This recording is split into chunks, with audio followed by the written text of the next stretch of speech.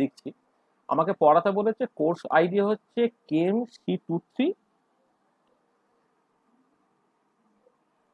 Unit 3। Unit 3টা বলা আছে হচ্ছে কাইনেটিক্স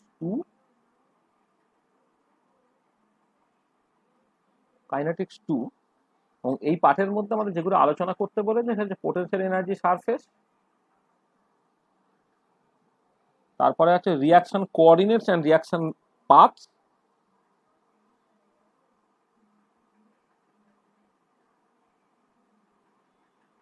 কোঅর্ডিনেটস অ্যান্ড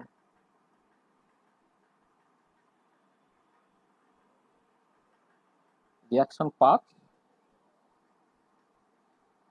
তারপরে হচ্ছে বেবো model, born energy, born order model, absolute rate theory,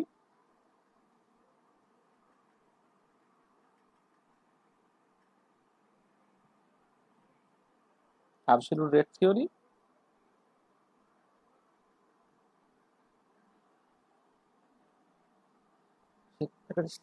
simple case studies বলা হয়েছে, simple case studies, comparison with collision theory, comparison with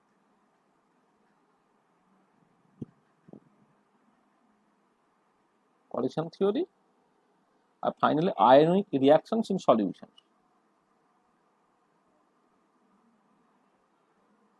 Ionic reactions in solution. এইটা হচ্ছে ইউনিট 3তে যেটা তোমার বিষয় আমাদের পড়তে হবে। আমরা এই ক্লাসে প্রথমে মানে যদিও আমাকে পরপর দুটো ক্লাস দেওয়া হয়েছে দুটো ইউনিট পড়ানোর জন্য, মানে অন্যান্য মাস্টারমশাইরা যারা একটা করে ইউনিট পড়াবেন তাদের একটা করে ক্লাস, আমি কিন্তু দুটো ইউনিট পড়াবো দুটো করে ক্লাস। কিন্তু আমরা ওই এমন না যে প্রথম 1 ঘন্টায় ইউনিট 3 পড়ালাম, পরের 1 ঘন্টা ইউনিট 5 পড়ালাম, এইরকম ভাবে পড়াবো না।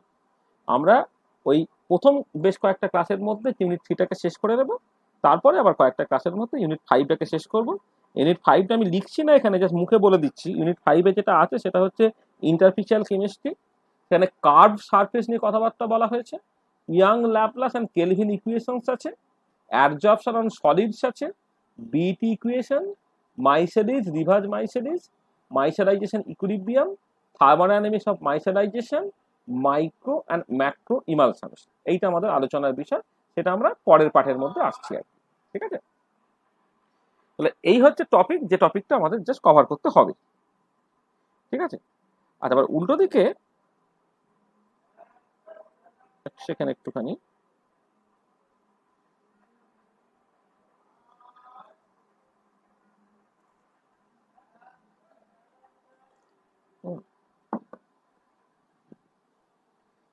আচ্ছা তর্পণ, দেখো তর্পণ শুনছিস? হ্যালো। হ্যাঁ স্যার। হ্যাঁ, আচ্ছা তোদের একটু খেয়াল করে দেখ, হ্যাঁ স্যার, শুনতে পাচ্ছি। হ্যাঁ তোদের যে অ্যাডভান্স ফিজিক্যাল কেমিস্ট্রি 4th সেমিস্টারে কেমিক্যাল কাইনেটিক্সের 2 যে পার্টটা আছে সেই পার্টটা কি আছে? Thermodynamic formulation of reaction rates, potential energy surface, reaction coordinates and reaction path, BEBO model, absolute rate theory by using partition function, statistical formulation of chemical kinetics, equilibrium formulation, derivation of expression of specific rates, entropy of activation, volume of activation, rate of chemisorption, rate of desorption। ঠিক আছে, তাহলে তুই পরিষ্কার একটুখানি দেখলি বুঝতে পারছিস যে তোদের সিলেবাসটা আর হচ্ছে এদের যে সিলেবাসটা, এই পার্টিকুলার মানে ওদের যে দুটো ইউনিট আছে সেই দুটো ইউনিটের পরের পার্টের মধ্যে হচ্ছে ওই অ্যাডজর্পশন পার্টগুলো আছে। তাহলে সেই অ্যাডজর্পশন এবং কেমিক্যাল কাইনেটিক্স যে পার্টটা আছে সেইটা করলে তোদের অ্যাকচুয়ালি যেটা ইউনিট 1 যে পার্টটা সেই পার্টটা কিন্তু পুরোটা কভার হয়ে যায়। ঠিক আছে, এইটা সেই জন্য আমি যেটা দেখলাম যে তোদের তো আগে এমনি ক্লাস নেওয়ার কথা ছিল, এরা যখন অ্যাপ্রোচ করলো আমি রাজি হলাম এই কন্ডিশনে যে যে মানে আমার ছাত্রদের যখন ক্লাস হবে সেই ক্লাসের সাথে হচ্ছে এই ক্লাসটা ওরা করে নিতে পারবে, এবং তাতে যেটা হবে যে আমরা যেভাবে পড়াবো ব্যাপারটাকে যাতে করে দুজনদের সিলেবাসে কিন্তু ঠিক ঠিক করে কভার হয়ে যায় আর কি। সেই জন্য এই শনিবারে 2 ঘন্টা মোটামুটি 10টা থেকে 12টা তার মধ্যে আমরা মোটামুটি করার চেষ্টা করব। পরীক্ষা আসার বেশ কিছুদিন আগে আমাকে বলবে, যদি দেখি যে সিলেবাস শেষ হতে আমাদের বেশ কিছুটা বাকি আছে তাহলে সেই পার্টটা আমরা একটু বেশি ক্লাস নিয়ে থেকে করে দেবো। আর তোদের কেমিক্যাল কাইনেটিক্স আরো একটা ইউনিট আছে, সেই ইউনিটটা আমি আলাদা করে অন্য একটা ক্লাসের মধ্যে ওটাকে করব। আর ইউনিট 3 যেটা ছিল ম্যাক্রোমলিকুলস, সেই ম্যাক্রোমলিকুলস পার্টটা হচ্ছে পলিমারের কনটেক্সটে আমরা পড়াচ্ছি। মানে বেসিক্যালি ইউনিট 3 এবং 4 দুটোই হচ্ছে পলিমার রিলেটেড, ম্যাক্রোমলিকুলস এবং বায়োপলিমার।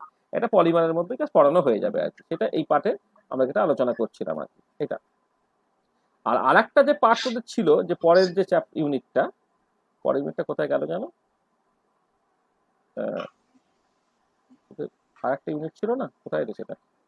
ওটা 403, ও হ্যাঁ 402 স্যার, হবে না, তার আগে হবে 402। 402 কেমিক্যাল কাইনেটিক্স 402। হ্যাঁ, এই যে 402 এর মধ্যে তো basically quantum mechanics of many electron atoms, atomic spectroscopy, quantum mechanics of diatomic molecules, quantum mechanics of many electron system, application of perturbation theory. এখানে এই মলিকুল যেগুলো মানে ডায়াটমিক, মানে quantum mechanics for diatomic molecules, quantum mechanics of many electron atom, মানে এই যে many electron প্রবলেমগুলো সেইগুলো, হার্ট্রি-ফক থিওরি ইত্যাদি ইত্যাদি, পুরো জিনিসটাই হচ্ছে পরিচ্ছদা পড়াবে। আর অ্যাটমিক স্পেকট্রোস্কোপি এই প্রথম ইউনিটের অর্ধেকটা, সেকেন্ড ইউনিটটা, আর শেষে যে পারটারবেশন থিওরির কিছুটা অ্যাপ্লিকেশন আছে সেই পার্টটা আমি পড়াবো। সেইটা আমি জাস্ট আস্তে আস্তে আস্তে আস্তে, মানে অনেকটা পার্ট আমাদের পড়াতে যেতে হবে, সেটা পরপর করে আমি ক্লাস দিয়ে দেবো আর কি। হ্যাঁ, ঠিক আছে। তাহলে এখন আস্তে আস্তে শুরু করা হয়েছে এই সপ্তাহ থেকে, দেখা যাক হ্যাঁ স্যার। কতদূর কি করা যায়। হ্যাঁ, ঠিক আছে, চলো। আর এবার আমাদের কাজের কথায় আসি। দেখো, মানে এবার আমি পুরোপুরি অ্যাড্রেস করব আমাদের গ্রিন ইউনিভার্সিটি স্টুডেন্টদের। হ্যাঁ, তোমাদেরকে অ্যাড্রেস করেই পড়ানোটা হবে। তোমাদের কোথাও কিছু যদি অসুবিধা থাকে আমায় অবশ্যই বলবে। দেখো, আমাকে কাইনেটিক্স 2 পড়াতে বলেছে। কাইনেটিক্স 2 মানে বেসিক্যালি হচ্ছে, তুমি যদি সেইভাবে দেখো, বিএসসির একটা কেমিক্যাল কাইনেটিক্স পার্ট তুমি পড়েছো, এমএসসির কেমিক্যাল কাইনেটিক্স এর একটা পার্ট তুমি পড়ে নিয়েছো। পড়ে নেওয়ার পরে তারপরে বেশ কিছুটা পার্ট আছে, সেই পার্টটা আমাদের পড়তে বলেছে। আমাদের পোটেনশিয়াল এনার্জি সারফেস নিয়ে কথাবার্তা বলছে, রিয়াকশন কোঅর্ডিনেট, রিয়াকশন পাথ, এইটা নিয়ে আমরা আলোচনা করব। Born energy, born order model বলতে যেটা বুঝি সেটা নিয়ে আলোচনা করব। অ্যাবসলিউট ডেট থিওরি মানে বেসিক্যালি ট্রানজিশন স্টেট থিওরি আর কি, সেইটা থার্মোডাইনামিক অ্যাপ্রোচ এবং স্ট্যাটিস্টিক্যাল মেকানিক্যাল অ্যাপ্রোচ, এইটাকে দেখতে হবে এবং সেইখান থেকে বেশ কিছু কেস স্টাডি করতে হবে। আর কলিশন থিওরিটা এক্সপেক্টেড যে তুমি আগে পড়ে এসেছো, এই কলিশন থিওরি থেকে অ্যাবসলিউট যে রেট থিওরি, তাদের যে কম্পারিজন যেটা, সেইটা নিয়ে কথাবার্তা হবে। আর আয়নিক রিয়াকশনস ইন সলিউশন, সেই কনটেক্সটে হচ্ছে ওই ব্রনস্টেন জেরাম ইকুয়েশন, মানে primary kinetic salt effect, secondary kinetic salt effect, এই যে রিলেটেড জিনিসপত্রগুলো আছে আর কি, সেইটা এই পার্টের মধ্যে আলোচনা হবে। এইটা হচ্ছে আমাদের সিলেবাস, যেটা নিয়ে আমি অ্যাকচুয়ালি ইন্টারেস্টেড হচ্ছি। ঠিক আছে, তাহলে এবারে শুরু করা যাক। ঠিক আছে, আচ্ছা। আমি যারা তোমরা নতুন ফার্স্ট আমার ক্লাস করছি, এর আগে কেউ আমার ক্লাস যদি কখনো করনি তোমরা, সেখানে তোমাদেরকে যেটা বলছি যে আমি এই যেটা পড়াচ্ছি সেটাই বেসিক্যালি ক্লাস নোট, এইটা তোমাকে পিডিএফ হিসেবে দিয়ে দেবো, 1 নম্বর। 2 নম্বর হচ্ছে যেটা আমি পড়াচ্ছি সেটা আমি স্ক্রিন রেকর্ড করছি, সেই রেকর্ডটাও তোমাকে আমি দিয়ে দেবো। ঠিক আছে তো? আচ্ছা, এবারে তুমি জাস্ট নর্মালি, মানে আমি জাস্ট পাওয়ার পয়েন্ট প্রেজেন্টেশন খুব রেয়ার সিচুয়েশনে করব। পাওয়ার পয়েন্ট প্রেজেন্টেশন আমি ইউজুয়ালি করব না। হ্যাঁ, আমি পুরোটাকেই জাস্ট যেভাবে লোকেরা ক্লাসে বোর্ডে পড়ায় সেই মতো করেই পড়াবো। তুমি ক্লাসে পড়তে পড়তে ব্যাপারটা বোঝার সঙ্গে সঙ্গে যে যতটুকু ক্লাস নোট তোমার নেওয়ার দরকার পড়ে, তুমি চাইলে সেই ক্লাস নোটটাকে নিতে পারো। তাহলে যেটা হবে, তুমি ঘুমিয়ে পড়বে না। তুমি যদি মনে করো শুধুমাত্র শুনবে, তুমি নিজে কোনো অ্যাক্টিভিটি করছো না, তাহলে দেখবে তুমি ঘুমিয়ে পড়তে পারো। তাহলে বেটার হচ্ছে সামনে তোমার ল্যাপটপটাকে রেখে বা মোবাইলটাকে রেখে তুমি ওই একটা খাতা পেন নিয়ে বসো। খাতা পেন নিয়ে যেমন করে ক্লাসে ক্লাস নোট তুমি নাও, সেই রকম ভাবে ক্লাস নোটটা তুমি নিতে থাকবে আর কি। ঠিক আছে, বোঝা গেল? আর রেফারেন্স বই, মানে যে পার্টটা আমি যে জায়গা থেকে পড়াচ্ছি ইত্যাদি করে, সেগুলো আমি তখন বলে দেবো। শুরু করা যাক। Chemical kinetics. আচ্ছা, কেমিক্যাল কাইনেটিক্স 2 বলছি বটে, কিন্তু প্রথমে একটুখানি ইন্ট্রোডাকশন দেওয়ার দরকার পড়ে। আচ্ছা, কেমিক্যাল কাইনেটিক্স বেসিক্যালি জিনিসটা কি না, কেমিক্যাল কাইনেটিক্স একটা সাবজেক্ট, যে সাবজেক্টটা rate and mechanism of a chemical reaction, সেইটা নিয়ে কথাবার্তা বলে। তাহলে তাহলে it is a science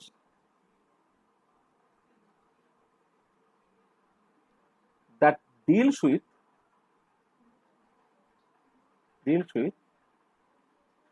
rate and mechanism of a chemical reaction. তাহলে it is a science that deals with rate and mechanism of a chemical reaction, সেটাই তোমার chemical kinetics এর মধ্যে পড়ে। আর পরবর্তীকালে তুমি এটা দেখবে, এই যে আমি এখানে যদি কেমিক্যাল রিয়াকশন বলেছি, এই তোমাদের সিলেবাসও থাকবে এবং পরবর্তীকালে আমি দেখব যে শুধুমাত্র কেমিক্যাল রিয়াকশনস কেন, বেশ কিছু কিছু ফিজিক্যাল ট্রান্সফরমেশন আছে। Physical transformation as for example যখন ডিজর্পশন বা অ্যাবজর্পশন, অ্যাডজর্পশন নিয়ে কথাবার্তা বলছি, এই অ্যাডজর্পশনটা নন নেসেসারি যে কেমিক্যাল প্রসেস, এটা একটা ফিজিক্যাল প্রসেসও অনেক সময় হতে পারে আর কি। সেখানে যদিও আমি কেমিক্যাল রিয়াকশন নিয়ে কথাবার্তা বলছি, সামটাইমস এটা কভার করবে, ইট covers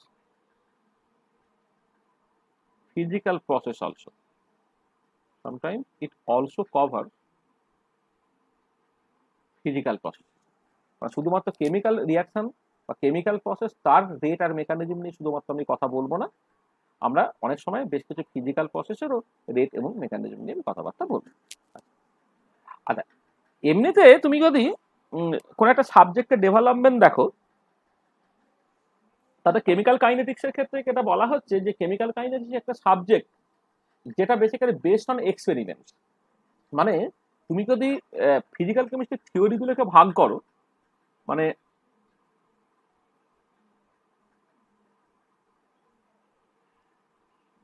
theories of physical chemistry বা ফিজিক্স যাই বলো না, আমি ধরে নিচ্ছি এটা ফিজিক্যাল কেমিস্ট্রির মধ্যে। এই ফিজিক্যাল কেমিস্ট্রি থিওরিগুলোকে যদি তুমি দেখো, সেইটা তোমার মেজর দুটো ক্যাটাগরি থেকে তুমি ভাগ করতে পারো, মেজর দুটো ক্যাটাগরিতে ভাগ করতে পারো। একটা ক্যাটাগরি হচ্ছে যে এরা কোনো অ্যাজাম্পশন বা পস্টুলেটের উপর ডিপেন্ড করছে না। মানে কিছু থিওরি আছে যেগুলো কোনো অ্যাজাম্পশন বা পস্টুলেটের উপর ডিপেন্ড করে না, আমি ডেইলি লাইফে যে সমস্ত এক্সপিরিয়েন্স গ্যাদার করছি এবং এক্সপেরিমেন্টাল অবজারভেশন তার জেনারেলাইজেশন। তার মানে এরা হচ্ছে তোমার does not depend on any assumptions or postulate. কোনো অ্যাজাম্পশন পস্টুলেটের উপর ডিপেন্ড করে না,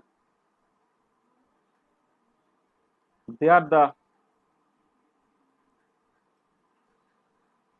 generalization of experimental observations and experiences gathered. কিছু কিছু থিওরি আছে যেগুলো কোনো অ্যাজাম্পশন বা পস্টুলেটের উপর ডিপেন্ড করে না, they are the generalization of experimental observation and experiences gather. ঠিক আছে? আচ্ছা, এই যে ক্যাটাগরির থিওরি, এই ক্যাটাগরির থিওরির মধ্যে একটা পার্টিকুলার থিওরি যেটা ভীষণ পপুলার, সেটা হচ্ছে থার্মোডাইনামিক্স। মানে ক্লাসিক্যাল থার্মোডাইনামিক্স পার্টিকুলারলি যেটা তুমি বলো, সেখানে যে zero law, first law, second law, third law, এই লগুলো কিন্তু কোনো একটা ফান্ডামেন্টাল প্রিন্সিপাল থেকে ডিরাইভ করা নয়, they are the generalization of experimental observation and experiences. Classical thermodynamics তার যে লগুলো, হ্যাঁ, সেইটা এই ক্যাটাগরির মধ্যে পড়ে। আচ্ছা, ইলেকট্রোকেমিস্ট্রি যেটা তুমি পড়ো, যেটা এই যে ফ্যারাডেস ল ইত্যাদি ইত্যাদি যে পার্টগুলো, এই এক্সপেরিমেন্টাল যে ইলেকট্রোকেমিস্ট্রি পার্টটা, সেইটা সার্টেনলি এই ক্যাটাগরির মধ্যে পড়ে। হ্যাঁ, সেটাও হচ্ছে এক্সপেরিমেন্টাল অবজারভেশন, তার জেনারেলাইজেশন, কোনো অ্যাজাম্পশন পস্টুলেট নেই। আর একটা জিনিস সেটা সার্টেনলি হচ্ছে আমরা কভার করতে চলেছি, এটা হচ্ছে experimental chemical kinetics. Experimental chemical kinetics মানে তুমি খেয়াল করে দেখো যে বিএসসিতে যে কেমিক্যাল কাইনেটিক্সটা তুমি পড়েছিলে, সবটাই more or less experiment based. Starting from law of mass action, ভরক্রিয়া সূত্র থেকে শুরু করে তুমি জাস্ট কোন একটা রিয়াকশনের রেট নিয়ে কথাবার্তা বলছো, রিয়াকশনের রেট কনস্ট্যান্ট নিয়ে কথাবার্তা বলছো, রিয়াকশনের অর্ডার নিয়ে তুমি ইন্টারেস্টেড ছিলে, একটা রিয়াকশনের রেট বা রেট কনস্ট্যান্টটা টেম্পারেচারের সঙ্গে কেমন করে ডিপেন্ড করছে সেই নিয়ে তুমি কথাবার্তা বলছিলে। এই প্রত্যেকটা জায়গায় কিন্তু basically based on the experimental observations and the experiences gather. এবং অ্যাট দ্য সেম টাইম তুমি একটা জিনিস একটু খেয়াল করে দেখো যে যখন এই টেম্পারেচার ডিপেন্ডেন্স অফ রেট বা রেট কনস্ট্যান্টস তুমি আরহেনিয়াস ইকুয়েশন বললে, সেটা পুরোটাই হচ্ছে এক্সপেরিমেন্ট থেকে গাইডেড এবং এক্সপেরিমেন্টাল অবজারভেশনের জেনারেলাইজেশন। সেখানে আরহেনিয়াস ইকুয়েশন ছিল একটা এম্পিরিক্যাল ইকুয়েশন, কিন্তু সেইটাকে আরো ডিটেলে বোঝানোর জন্য বা বোঝার জন্য তোমরা হয়তো already collision theory of reaction rate বা transition theory of reaction rate, তাতে থার্মোডাইনামিক অ্যাপ্রোচ, এইগুলো নিয়ে কিছু কথাবার্তা অলরেডি বলে ফেলেছো।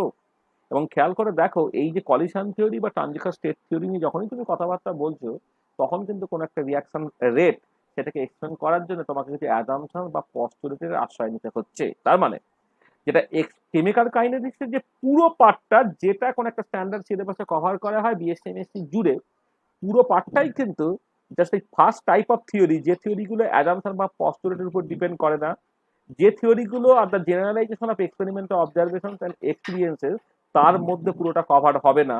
আমার আরেকটা পার্ট নিয়ে কথাবার্তা বলতে হবে, যে পার্টে হচ্ছে আমাকে শুরু করতে হবে কিছু অ্যাজাম্পশন বা পস্টুলেট থেকে। আমাদের এই যে কেমিক্যাল কাইনেটিক 2 বলে যে সিলেবাসটা আমরা এখানে উল্লেখ করেছি, সেই কেমিক্যাল কাইনেটিক 2 এর মধ্যে কিন্তু একটা বড় পার্ট, সেই বড় পার্টই কিন্তু শুরু হবে কিছু অ্যাজাম্পশন বা পস্টুলেট থেকে। Starting from potential energy surface, সেই পোটেনশিয়াল এনার্জি সারফেস ইটসেলফ একটা থিওরিটিক্যাল অ্যাপ্রোচ, সেখান থেকে reaction rate, reaction path, bond energy, bond order model, এইটা যদিও কিছুটা এম্পিরিক্যাল, কিন্তু এই অ্যাবসলিউট রেট থিওরি, তার সঙ্গে কলিশন থিওরি, এই যে পুরো জায়গাগুলো, এই পুরো জায়গাগুলো কিন্তু দাঁড়িয়ে আছে কিছু অ্যাজাম্পশন বা পস্টুলেটের উপর নির্ভর করে। তার মানে যেটা কথা হচ্ছে যে আরেকটা ক্যাটাগরি অফ থিওরি, আরেকটা ক্যাটাগরি অফ থিওরি, যে থিওরিগুলো বেসিক্যালি কিছু মানে শুরু হবে কিছু অ্যাজাম্পশন বা পস্টুলেটস থেকে, তাহলে এটা হচ্ছে বেসিক্যালি ডিপেন্ডস অন সার্টেন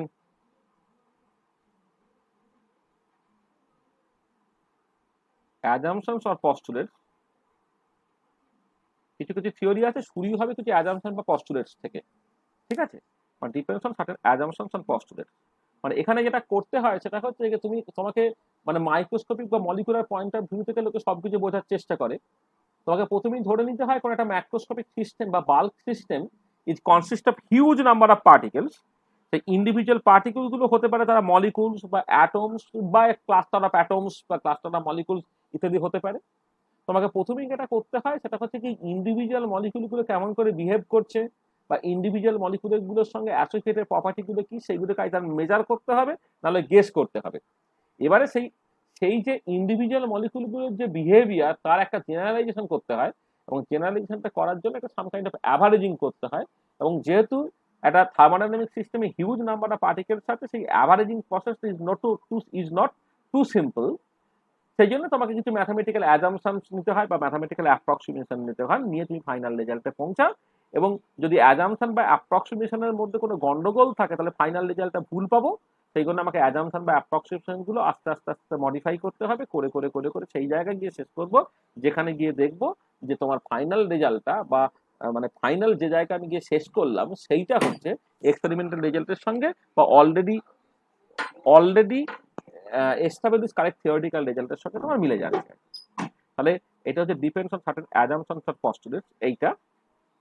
তাহলে এই যে যেহেতু এটা মানে এই যে অ্যাজাম্পশন বা পস্টুলেট উপর বেস করে যে থিওরি গুলো, তার মধ্যে যে বেসিক এক্সাম্পলস এর মধ্যে তুমি ধরো কাইনেটিক থিওরি অফ গ্যাস পড়েছো, তুমি কোয়ান্টাম মেকানিক্স বেশ কিছুটা পড়েছো,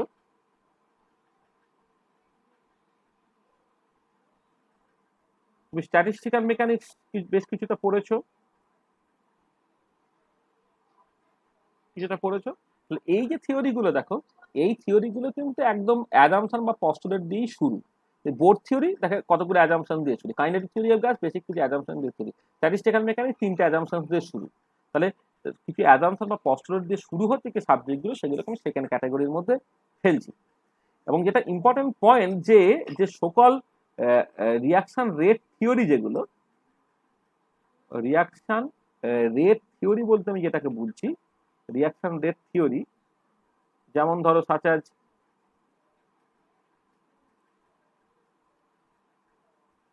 collision theory, transition state theory,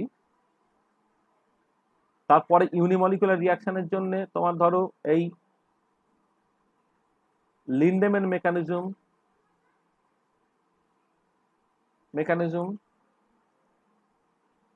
তারপরে ধরো হিনসেলুড মেকানিজম, আরআরকে মেকানিজম, স্যাটার্জের থিওরি এক্সেট্রা। এই যে জিনিসগুলো, মানে কলিশন থিওরি, এটা কনভেনশনাল কলিশন থিওরি আছে, আর centre of mass collision theory আছে, ট্রানজিশন স্টেট থিওরি আছে। এছাড়া ইউনিমলিকুলার রিয়াকশন বোঝার জন্য যে সমস্ত মেকানিজম গুলো চলে, Lindeman mechanism, হিনসেলুড mechanism, RRK stator ইত্যাদি, যেগুলো এইগুলো কিন্তু তোমার ওই এই সেকেন্ড টাইপ অফ ক্যাটাগরির মধ্যে পড়ছে, যেগুলো শুরু হবে যদি অ্যাজাম্পশন বা পস্টুলেট থেকে। তাহলে দেখো, এই কেমিক্যাল কাইনেটিক্স যখন আমি পড়বো, কেমিক্যাল কাইনেটিক্স এর মধ্যে কিন্তু আমাকে যেমন এই এক্সপেরিমেন্টাল পার্টটাকে নিয়েও কথাবার্তা বলতে হয়, অ্যাট দ্য সেম টাইম কিন্তু রিয়াকশন রেট থিওরি নিয়েও কথাবার্তা বলতে হয়। তার মানে এটা দাঁড়াচ্ছে যে কেমিক্যাল কাইনেটিক্স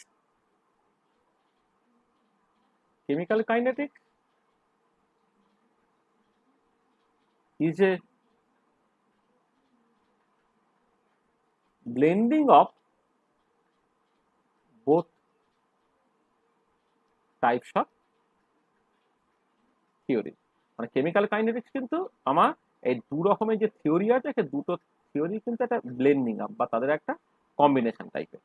ঠিক আছে, মানে তোমার যেটা হচ্ছে যে তোমাকে যেমন এক্সপেরিমেন্টাল অবজারভেশনের উপরে ভরসা করতে হবে, এক্সপেরিমেন্টালি কি সব ফ্যাক্ট পাচ্ছ সেটাকে জানতে হবে, সেটাকেই তোমাকে পরে এক্সপ্লেন করতে হবে in terms of some reaction rate theories, starting from collision theory or transition state theory or some important theories that are very popular to explain the rate and mechanism of a unimolecular reaction.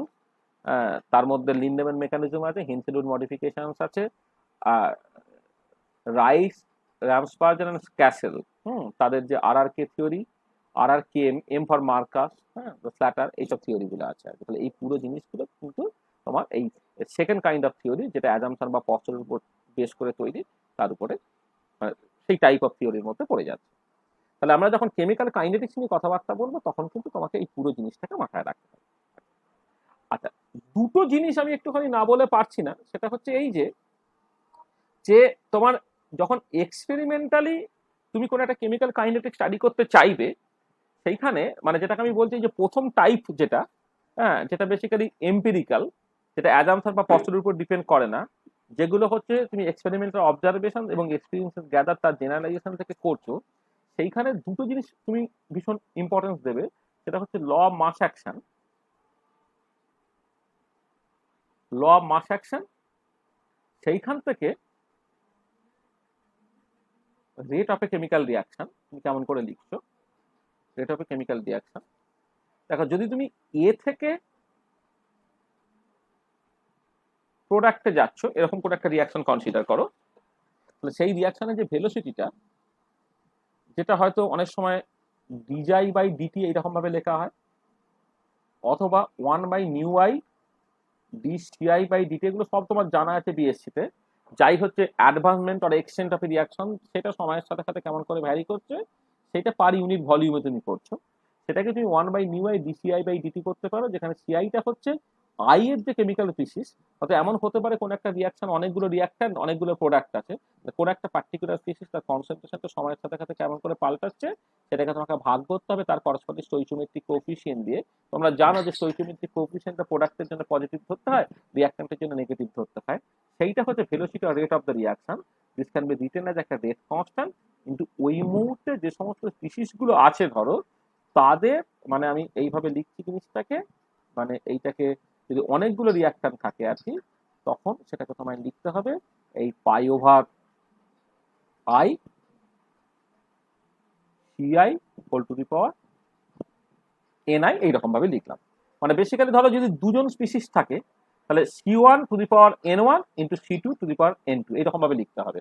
এখানে আমার একটা reactant আছে বলে একটাই থাকতো, মানে K concentration of A whole to the power একটা N just আমি লিখতাম, কিন্তু অনেকগুলো রিয়াকশন থাকলে সেটা অ্যাকচুয়ালি লেখা উচিত হচ্ছে পাই ওভার পাই, মানে এখানে গুণ হয়ে যাচ্ছে।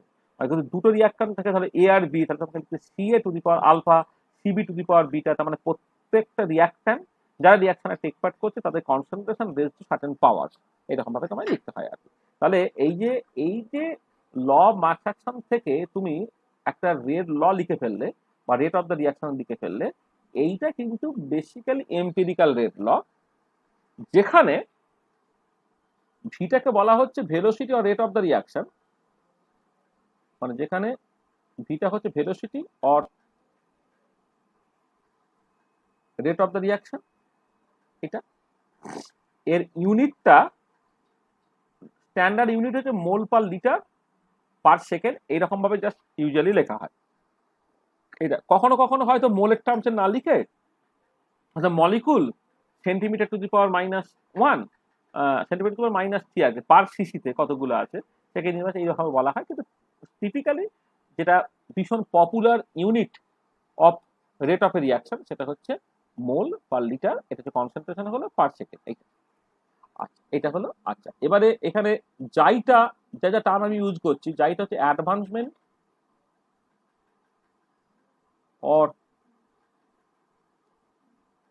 Extent of reaction. ঠিক আছে, এটা সম্বন্ধে ডিটেলে বলছি না, এটা তোমাদের ডিএসসি তে অলরেডি কভার করা আছে। আচ্ছা, কে যে পার্টটা, কেটা হচ্ছে rate constant or specific rate. Specific rate এটা নিয়েও বেশি কথাবার্তা বলার দরকার নেই। যখন তোমার কনসেন্ট্রেশন গুলো সব ইউনিটি হয়ে যাবে তখন রেট আর রেট কনস্ট্যান্টের ভ্যালু জাস্ট সিম্পলি সমান হয়ে যাচ্ছে। এবং সেই রেট কনস্ট্যান্টের ইউনিট কি হতে পারে বিভিন্ন অর্ডার রিয়াকশনের ক্ষেত্রে সেটা তোমাদের অলরেডি জানা আছে। আর এন আইটা হচ্ছে তোমার basically order of the reaction, order of the reaction with respect to ith reactor. মানে হয়তো দেখা গেল যে অনেকগুলো রিয়াক্টর মিলে প্রোডাক্ট তৈরি হচ্ছে, তাহলে কোন একটা পার্টিকুলার রিয়াক্টরের রেসপেক্টে একটা ইন্ডিভিজুয়াল অর্ডার হতে পারে, সেটা জাস্ট এনআই দিয়ে এক্সপ্রেস করা হচ্ছে। আর যদি তুমি ইন্ডিভিজুয়াল যে সমস্ত অর্ডারগুলো আছে সেগুলোকে যোগ করে দাও, তোমার অল এনআই, সেটাকে ধরো এন হচ্ছে, এইটা হচ্ছে তোমার overall order of the reaction. Overall order of the reaction, overall order of the reaction হচ্ছে তোমার এন, যেখানে ইন্ডিভিজুয়াল যে অর্ডারগুলো সেটা যোগ করে দেওয়া। এই একটা জায়গা যেটা মানে আমি যে এই যে এক্সপেরিমেন্টাল যে জায়গাটা, এক্সপেরিমেন্টাল জায়গার মধ্যে কিন্তু এইটা ভীষণ ভীষণ ইম্পর্টেন্ট। এইটা সম্বন্ধে তোমার একটা পরিষ্কার ধারণা থাকতে হবে আর কি। ঠিক আছে, ল অফ মাস অ্যাকশন, সেটার উপরে বেস করে রেট অফ দ্য রিয়াকশনটা লেখা। সেইখান থেকে যা সমস্ত কোয়ান্টিটি গুলো তুমি বলছো, ভেলোসিটি বলো, অ্যাডভান্সমেন্ট অফ রিয়াকশন বলো, রেট কনস্ট্যান্ট বলো, বা স্পেসিফিক রেট বলো, বা order with respect to the individual reaction and as well as the overall order, এই প্রত্যেকগুলি কিন্তু এক্সপেরিমেন্টালি মেজারেবল কোয়ান্টিটি। ঠিক আছে, এইটা তোমাকে খেয়াল রাখতে হবে। তাহলে এই একটা পার্ট যেটা ভীষণ ইম্পর্টেন্ট। আচ্ছা, এবারে এই যে পার্টটা আমি বললাম, এই পার্টটাকে যদি তোমাকে বুঝতে হয়, মানে এই যে এম্পিরিক্যাল রেট ল, সেইটাকে যদি তোমাকে এস্টাবলিশ করতে হয়, সেইখান থেকে অর্ডারটা ঠিক ঠিকই ফিট করাতে হয়, তাহলে তোমাকে এর সঙ্গে সঙ্গে যে জিনিসটা জানতে হয় সেটা হচ্ছে মেকানিজমটা জানতে হয়। মেকানিজম জানতে হয়। মেকানিজম বেসিক্যালি হচ্ছে the detailed description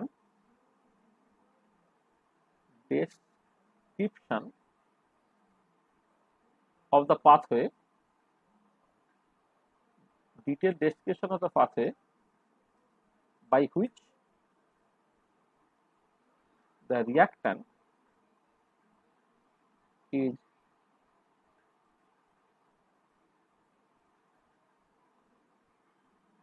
transformed into product. A detailed description of the pathway by which the reactant is transformed into product. ধরো কোনো একটা রিয়াকশন ঘটছে, তুমি যেটা করতে পারো বাইরে থেকে সেটা হচ্ছে এই যে শুরুতে কি কি রিয়াকশন দিচ্ছ সেগুলো সম্বন্ধে তোমার একটা পরিষ্কার ধারণা আছে, আর শেষে তুমি অ্যাকচুয়ালি কোথায় গিয়ে পৌঁছালে সেটা সম্বন্ধে তোমার একটা পরিষ্কার ধারণা আছে। এইটা এবারে ইন বিটুইন এই যে রিয়াক্টরটা প্রোডাক্টে গেল, মাঝপথে ঠিক কাজ দিয়ে গেল বা কিভাবে গেল, সেই যে ডিটেল ডেসক্রিপশনটা, এই ডিটেল ডেসক্রিপশনটাকেই জাস্ট আমি মেকানিজম বলছি। তাহলে mechanism nothing but the detail description of the pathway by which the reaction is transform into product. ঠিক আছে, এই যে পার্টটা, এই মেকানিজমটা, এইটা হয়তো ঠিক আছে তোমার বেশ কিছু কিছু এক্সপেরিমেন্টাল সাপোর্ট তুমি পাবে, কিন্তু এইটা কিন্তু একটা প্রপোজিশনের জায়গায় পড়ে যে অ্যাকচুয়ালি রিয়াকশন থেকে অন্তত পক্ষে আজ থেকে 100 বছর আগে যখন কেমিক্যাল কাইনেটিক্সটা প্রচন্ড মানে পপুলার হচ্ছিল, মানে 19th সেঞ্চুরি শেষের দিক থেকে 1886 থেকে শুরু করে আস্তে আস্তে 20th সেঞ্চুরির প্রথম দিকে, যখন মানে প্রথম 3 দশকে রাদার, সেই সময় যখন কেমিক্যাল কাইনেটিক্সে ভীষণ পপুলার হচ্ছিল, তখন কিন্তু অত ভালো যন্ত্র আসেনি যে যন্ত্র দিয়ে বোঝা সম্ভব ছিল যে অ্যাকচুয়ালি সত্যি সত্যি যখন রিয়াকশনটা ঘটছে যে ঠিক ঠিক ঠিক এক্স্যাক্টলি কি ঘটছে, কোন বন্ডটা বড় হচ্ছে, কোন বন্ডটা ছোট হচ্ছে, কোন বন্ড অ্যাঙ্গেলটা বড় হচ্ছে, হ্যাঁ, কোন বন্ডটা ডিসোসিয়েট করছে, কতখানি ডিসোসিয়েট করলো, এই যে রিলেটেড যে জায়গাগুলো, এই জায়গাগুলো কিন্তু সমস্ত মানে পরিষ্কার ধারণা কিন্তু তখন ছিল না। তখন লোকে যেটা করতো মেকানিজম মানে জাস্ট একটা প্রপোজিশনের মতো, একটা সাজেশনের মতো বা একটা পস্টুলেটের মতো দিত। সে বলতো যে মানে this reaction is believe two proceed via this mechanism, মানে এটা বিশ্বাসের ব্যাপার। এবারে অবভিয়াসলি হচ্ছে এটা কথা যে তুমি যে বিশ্বাসের উপরে ভরসা করে যে মেকানিজমটা সাজেস্ট করছো, সেই মেকানিজমটা যেন আমার এক্সপেরিমেন্টাল সিনারিওটাকে মানে এক্সপেরিমেন্টাল ফ্যাক্টস গুলোকে কারেক্টলি এক্সপ্লেন করতে পারে।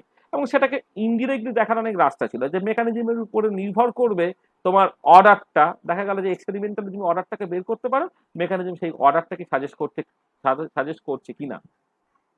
বা তুমি মেকানিজমের উপরে বেশ করে কিছু প্রোডাক্ট তুমি প্রেডিক্ট করছো, তুমি দেখবে যে ফাইনালি সেই প্রোডাক্টগুলি হচ্ছে কিনা। ঠিক আছে? বা কোন বন্ডটা ভাঙছে বা কোন বন্ডটা গড়ছে, এইটার জন্য তুমি হয়তো আইসোটোপ সাবস্টিটিউট করে দেখতে পারো। হ্যাঁ, আইসোটোপ সাবস্টিটিউশনটা সত্যি সত্যি তুমি যা এক্সপেক্ট করছো তার মতো হচ্ছে কিনা, ইত্যাদি। এইগুলো দেখে একটা তোমার জাস্ট মনে মোটামুটি তুমি ভাববে যে হ্যাঁ এই মেকানিজমটা এই রিয়াকশনের জন্য মনে হয় সুইটেবল। তো একটা জিনিস খেয়াল রাখবে যে মেকানিজম কখনো কেউ প্রুভ করতে পারতো না, কিন্তু মেকানিজম ক্যান বি ডিসপ্রুভ। মানে আমি যে মেকানিজমটা দিচ্ছি, আমার মেকানিজমটা কেন ভুল তার পক্ষে তুমি হয়তো অনেক যুক্তি দিতে পারো, অনেক এক্সপেরিমেন্টাল ফ্যাক্টস দিতে পারো, কিন্তু তার মানে তুমি যে মেকানিজম দিচ্ছ তোমারটাই অ্যাবসলিউটলি কারেক্ট মেকানিজম, তার থেকে কোনো বেটার মেকানিজম হতে পারে না, এটা কিন্তু কখনো তুমি বলতে পারো না। সেই জন্য একটা স্টেটমেন্ট হচ্ছে এই যে mechanism can be cannot be prove বা মেকানিজম ক্যান বি ডিসপ্রুভ। তাহলে যেটা কথা সেটা হচ্ছে এই, আমি স্টেটমেন্ট হিসেবে একটু লিখে রাখি, যেটা সবসময় তুমি মাথায় রাখবে। সেটা হচ্ছে যে mechanism cannot be proved but it can be disproved। Mechanism prove করতে পারবে না, কিন্তু তুমি অনেক মানে পয়েন্ট দেখাতে পারো যা দিয়ে তুমি বলতে পারো যে মেকানিজম ঠিক না, তো মেকানিজম ক্যান বি ডিসপ্রুভ। এইটা একটা জিনিস তোমাকে মাথায় রাখতে হবে। তাহলে এই মেকানিজমে কিন্তু দেখো অটোমেটিক্যালি এখানে এই মেকানিজম নিয়ে যখনই তুমি কথাবার্তা বলতে শুরু করলে, তখনই কিন্তু তোমার দেখো অ্যাজামশনসটা কিন্তু ঢুকে গেল। এই যে অ্যাজামশনস, তাহলে প্রথম যে পার্টটা ছিলে, এই যে পুরো পার্টটা, এই পুরো পার্টটাই কিন্তু এম্পিরিক্যাল। এম্পিরিক্যাল, কোনো অ্যাজামশনস নাই, নো অ্যাজামশনস অর পস্টুলেটস। আর তুমি যখন ল অফ মাস অ্যাকশন থেকে কোন একটা রিয়াকশনের রেট নিয়ে কথাবার্তা বলছো, সেইখানে velocity, advancement of reaction, rate constant of specific rate, order, concentration, সব measurable quantity. Law of mass action সেটাও এম্পিরিক্যাল ল, এখানে কোনো অ্যাজাম্পশন বা পস্টুলেটস নেই। কিন্তু যখনই তুমি মেকানিজমে চলে এলে, তুমি ডিটেলে বোঝার চেষ্টা করতে যে অ্যাকচুয়ালি কি ঘটছে, তখনই কিন্তু অ্যাজাম্পশনস চলে আসছে। অ্যাজাম্পশনস অ্যান্ড অ্যাপ্রক্সিমেশনস, এইগুলো কিন্তু তোমার পিকচারে ঢুকে যাচ্ছে। অ্যাজাম্পশনস অ্যান্ড অ্যাপ্রক্সিমেশন, এইটা কিন্তু তোমার পিকচারের মধ্যে ঢুকে যাচ্ছে। এই একটা জায়গা।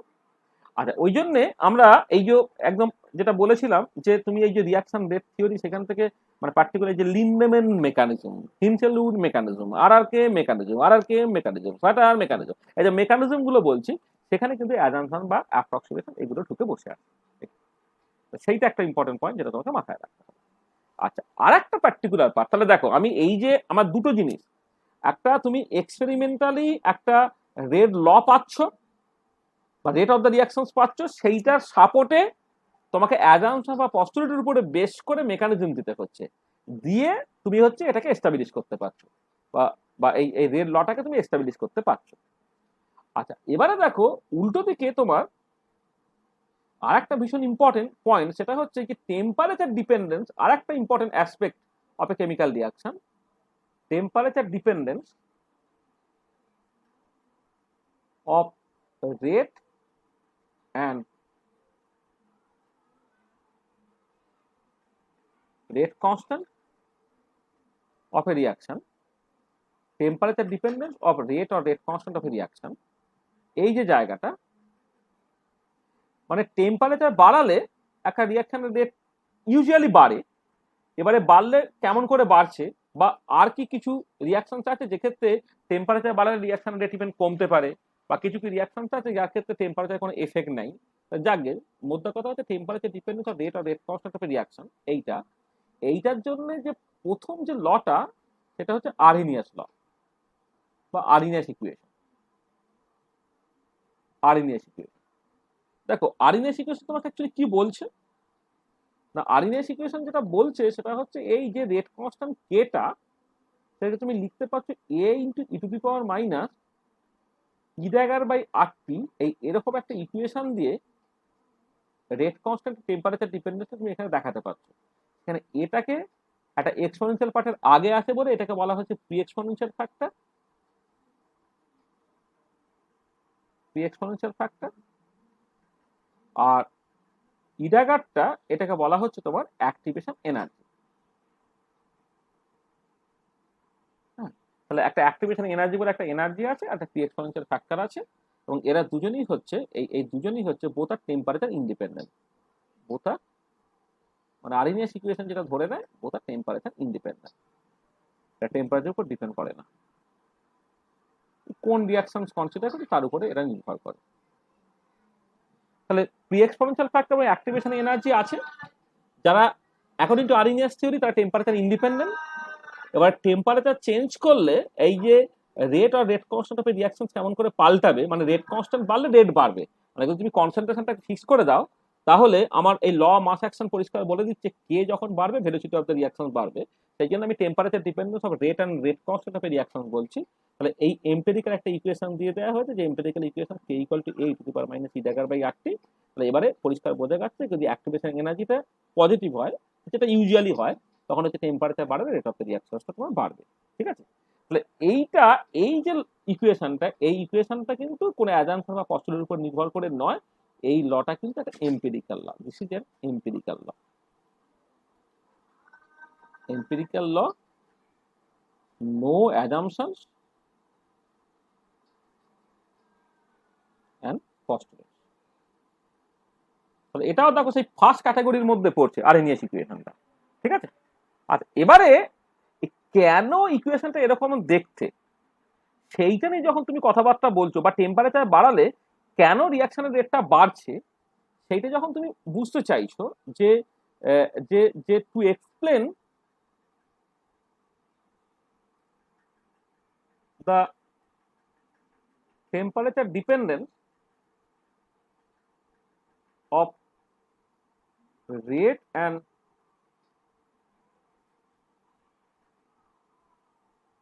rate constant of a reaction,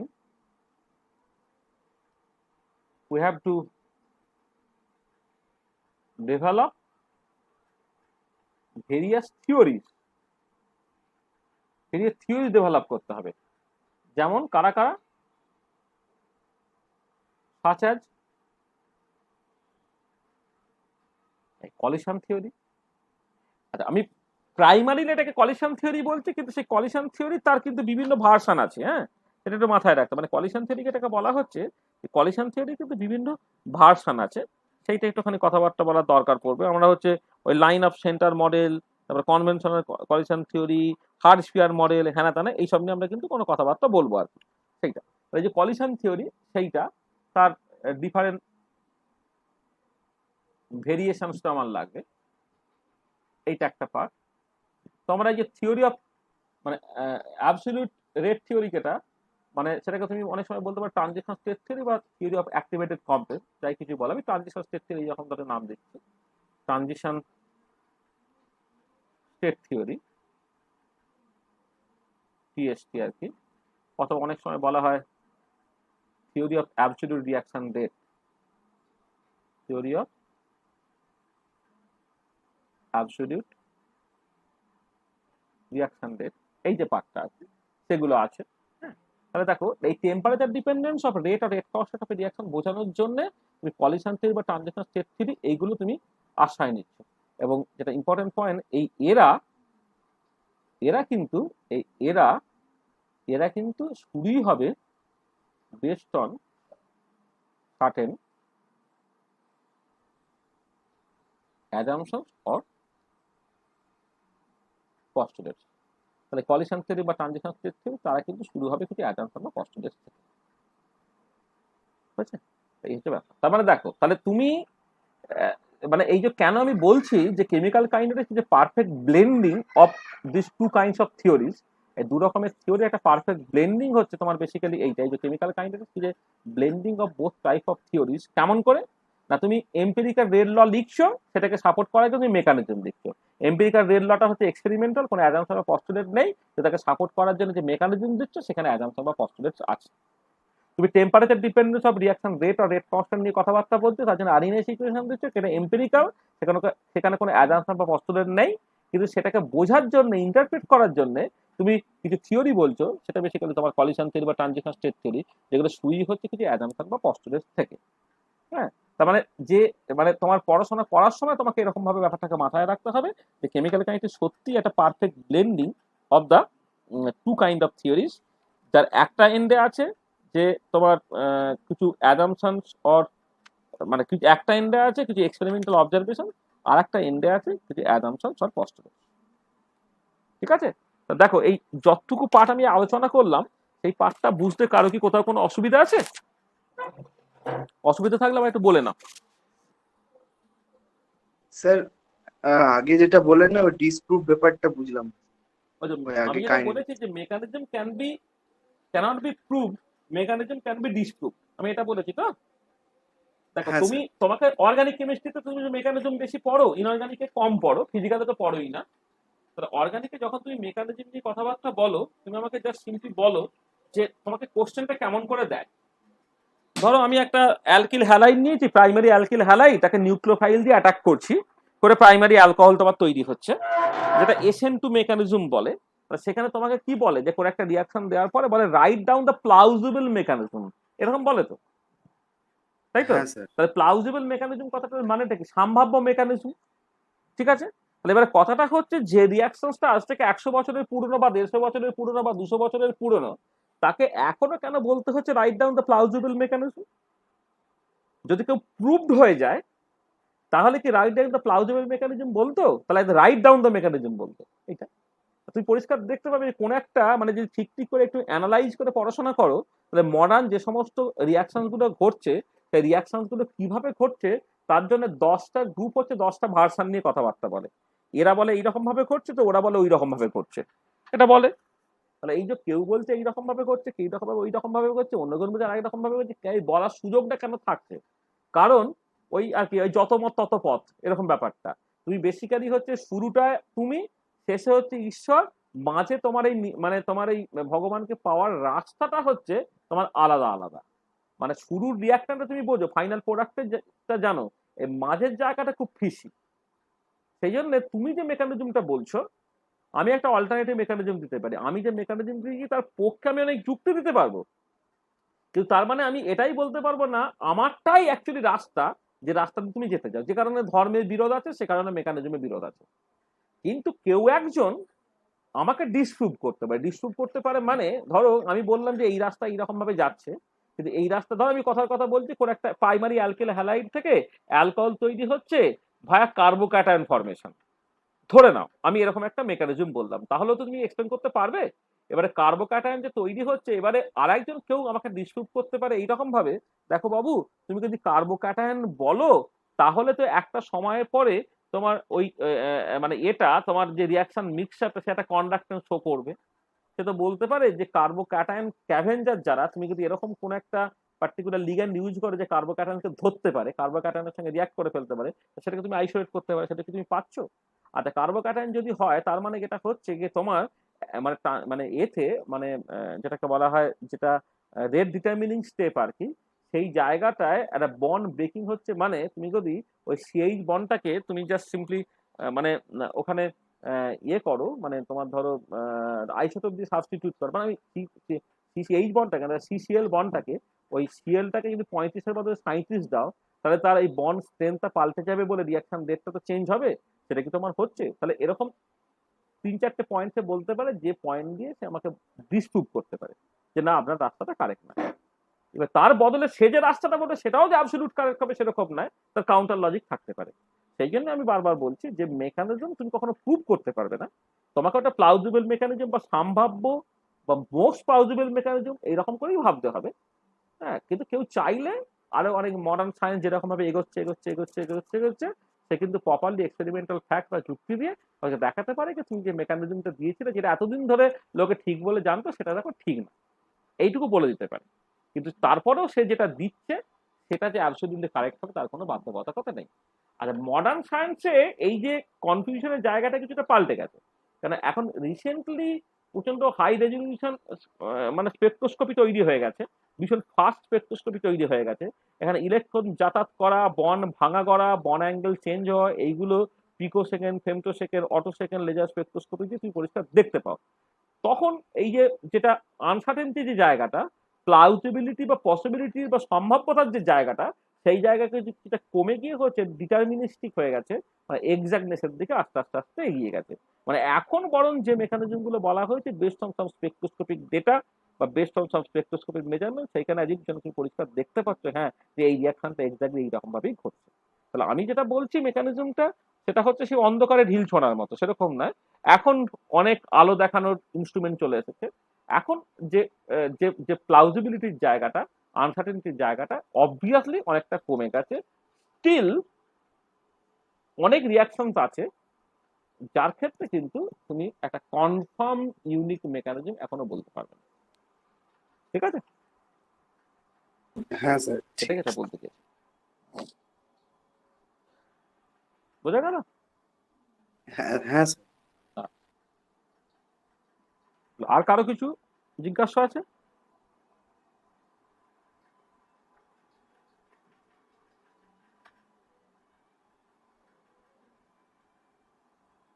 জিজ্ঞাসা আছে কিছু? না স্যার, বোঝা গেছে। আচ্ছা, এবারে তুমি দেখো যে যখন এই যে আমি আরইনএস ইকুয়েশনে বলছি কে সমান A E to the power minus E dagger by RT, এটা বললে তুমি দেখো এই অ্যাক্টিভেশন এনার্জি কি তা কিন্তু ফিজিক্যাল সিগনিফিকেন্স তুমি বুঝতে চাও, যে মানে আমি বলবো যে visualisation of activation energy, its role on the rate of a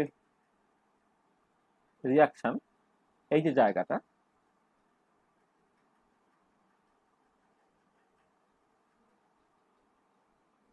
মানে visualisation of activation energy, its role on the rate of a reaction, এই যে জায়গাটা, হ্যাঁ এইটাকে তুমি দেখো যদি তোমাকে বলে অ্যাক্টিভেশন এনার্জি কেমন জিনিস, খায় না মাথায় দেয়, কেন কোনো একটা রিয়াকশনের রেট টেম্পারেচার বাড়ানোর সাথে সাথে বাড়ে, এই নিয়ে তোমাকে যদি কথাবার্তা বলতে বলে তুমি কি করো?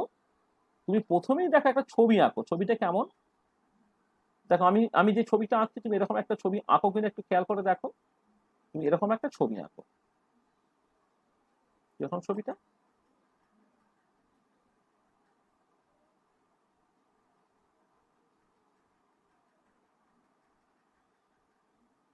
এই দিকে কোন একটা এনার্জি লেখো। কি এনার্জি লেখো সেটা একটা সমস্যার ব্যাপার, মানে কোন একটা এনার্জি লেখো, মানে জানি না তুমি কি লেখো এদিকে। কখনো কখনো লোকে জি লেখে, কখনো এইচ লেখে, কখনো ইউ লেখে, অনেক কিছু লিখতে পারে। আমি যার মানে এনার্জিটাকে জাস্ট আমি ফর দ্য টাইম বিং ধরো আমি একটা সিম্বল দিয়ে লিখছি, আমি ধরো এরকম একটা বলছি, মানে এটাকে মানে এনার্জিটাকে জাস্ট আমি এইরকম ভাবে এক্সপ্রেস করছি। ঠিক আছে, যাকে এটা তুমি মন থেকে এখন ভুলে যাও, এই অ্যাকচুয়ালি ব্র্যাকেটে আমি কি লিখেছি তুমি ভাবো এটাকে এনার্জি লিখছি। আর এদিকে একটা এটা আরসি নামে কিছু একটা লেখো, তাই তো? আরসিটার ফুল ফর্ম কি? Reaction coordinate. এরকম কিছু একটা বলো আর কি, সেটা জানি না, আমি বুঝি না, যেটা খায় না মাথায় দেয় ফর দ্য টাইম বি সেটাও ভুলে যাও, এটা রিয়াকশন কোঅর্ডিনেট। আচ্ছা তারপরে এরকম একটা কিছু লেখো, মানে আমি ধরে নিচ্ছি ফর দ্য টাইম বিং রিয়াকশনটি এক্সোথার্মিক করে এরকম একটা ছবি আঁকো না। ছবি হ্যাঁ আঁকার স্যার। সময় এই দিকে লেখো রিয়াক্ট্যান্ট, এরকম একটা নাম দাও। এদিকে হয়তো প্রোডাক্ট বলছো, আর এই টপটাকে তুমি বলছো একটা transition state, transition state.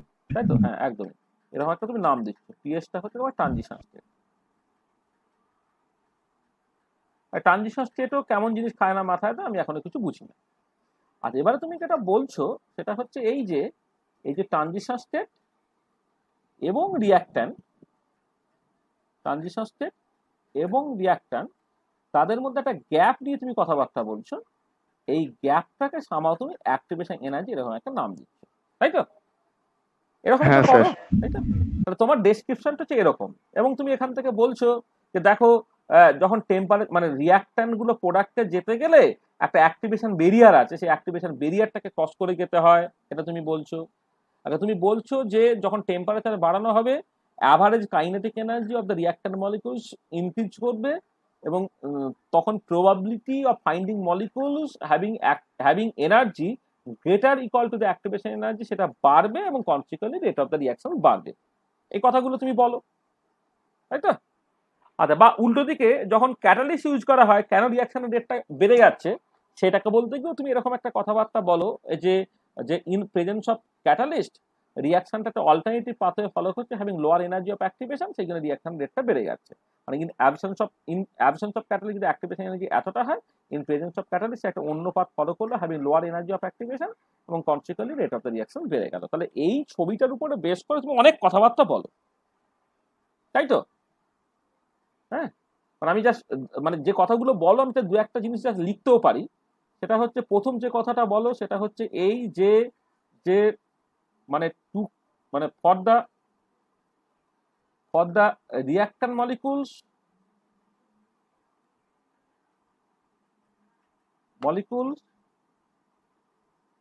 Two be transform into product,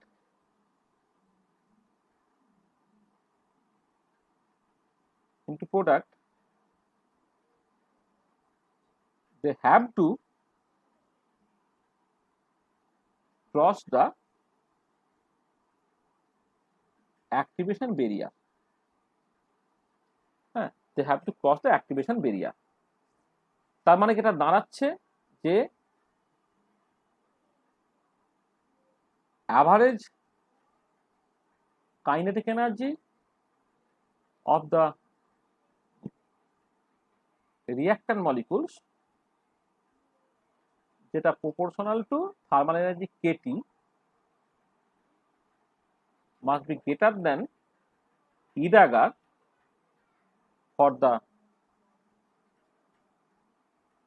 reactants to be transformed into product। তাহলে এই কথাটা তোমরা বলি তো যে রিয়াক্ট্যান্ট থেকে প্রোডাক্ট সরাসরি যেতে পারছে না, যার জন্য তোমাকে একটা অ্যাক্টিভেশন বেরিয়ার ক্রস করতে হবে। হ্যাঁ, এবং যেটা কথা হচ্ছে যে রিয়াক্ট্যান্ট মলিকিউলগুলো অ্যাভারেজ কাইনেটিক এনার্জিটা যেটা হচ্ছে কেটির সঙ্গে প্রপোর্শনাল, কে হচ্ছে বোলম্যান কনস্ট্যান্ট, এখানে কেটা রেট কনস্ট্যান্টের সাথে গুলিয়ে না যায়, তাহলে আমি কেবি লিখছি। কেবি হচ্ছে বোলম্যান কনস্ট্যান্ট, তাকে টেম্পারেচার দিয়ে গুণ করলে তুমি অ্যাভারেজ থার্মাল এনার্জিটা পেলে। যে অ্যাভারেজ থার্মাল এনার্জিটা তোমার সকল যে অ্যাক্টিভেশন বেরিয়ার তার থেকে যদি বেশি হয়ে যায় তবেই তোমার রিয়াকশনটা করতে পারে, আদারওয়াইজ নয়। এটা তুমি জানো। আর কি জানো? আর যেটা জানো সেটা হচ্ছে যে উইথ ইনক্রিজিং টেম্পারেচার এই যে কেটিটা বাড়ছে বলে রেট অফ দ্য রিয়াকশন বাড়বে। যদি মানে ইউজুয়ালি যেটা হয় যে with increasing temperature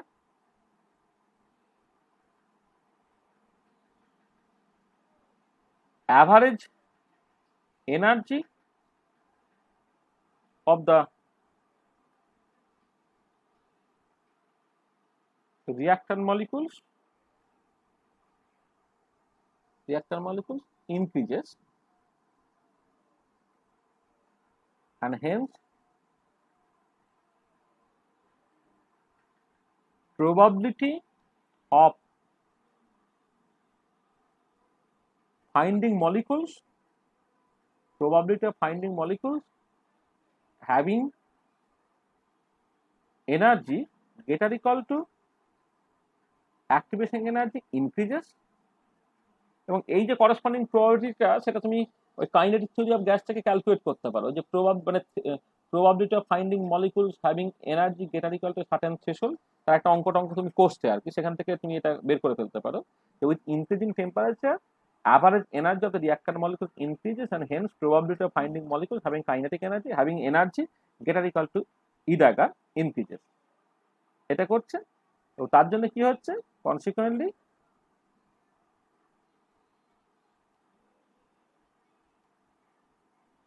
rate of the reaction increases এবং তার জন্য rate of the reaction তোমার increase করছে। আর কি আর হচ্ছে in presence of catalyst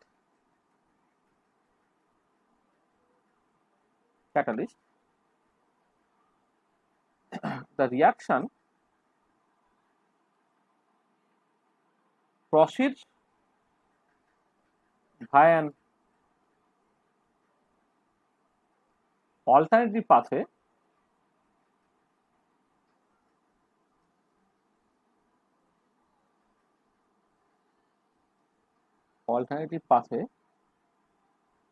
having lower energy of activation. The reaction টা alternative pathway follow করছে having lower energy of activation এইটা এবং তার জন্য consequently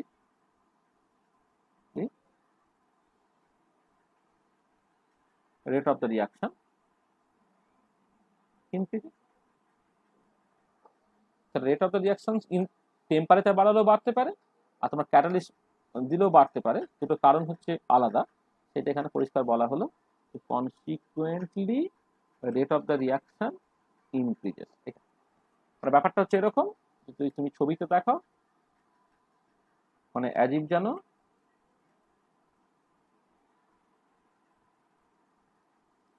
এই হচ্ছে ওই এনার্জিটা,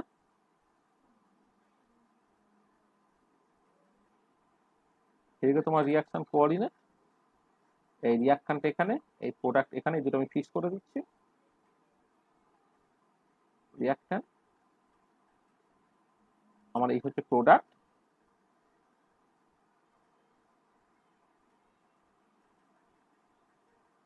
এটা একটা ট্রানজিশন স্টেট আছে, এখানে আমি 0 নাম দিলাম। এখানে একটা অ্যাক্টিভেশন এনার্জি আছে, ধরো ই ড্যাগার 0 নাম দিচ্ছি, এইটা ঠিক আছে। তাহলে এটা ইন অ্যাবসেন্স অফ এই যেটা আঁকলাম সেটা হচ্ছে in absence of catalyst. In absence of catalyst হচ্ছে এইটা। আচ্ছা, এবারে ইন প্রেজেন্স অফ ক্যাটালিস্ট কি হচ্ছে, সে অ্যাকচুয়ালি একটা অল্টারনেটিভ পাথওয়ে ফলো করছে আমি লোয়ার এনার্জি অফ অ্যাক্টিভেশন। তাহলে এখন ট্রানজিশন স্টেটটা হয়ে গেছে টিএস প্রাইম, টিএসই লিখছি না হলে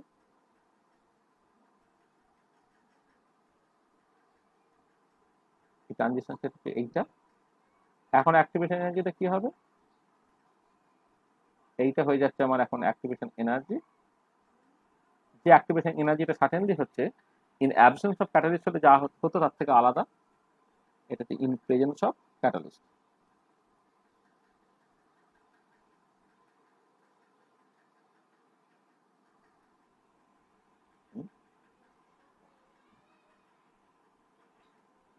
ইন প্রেজেন্স অফ ক্যাটালিস্ট হচ্ছে এই সিচুয়েশন।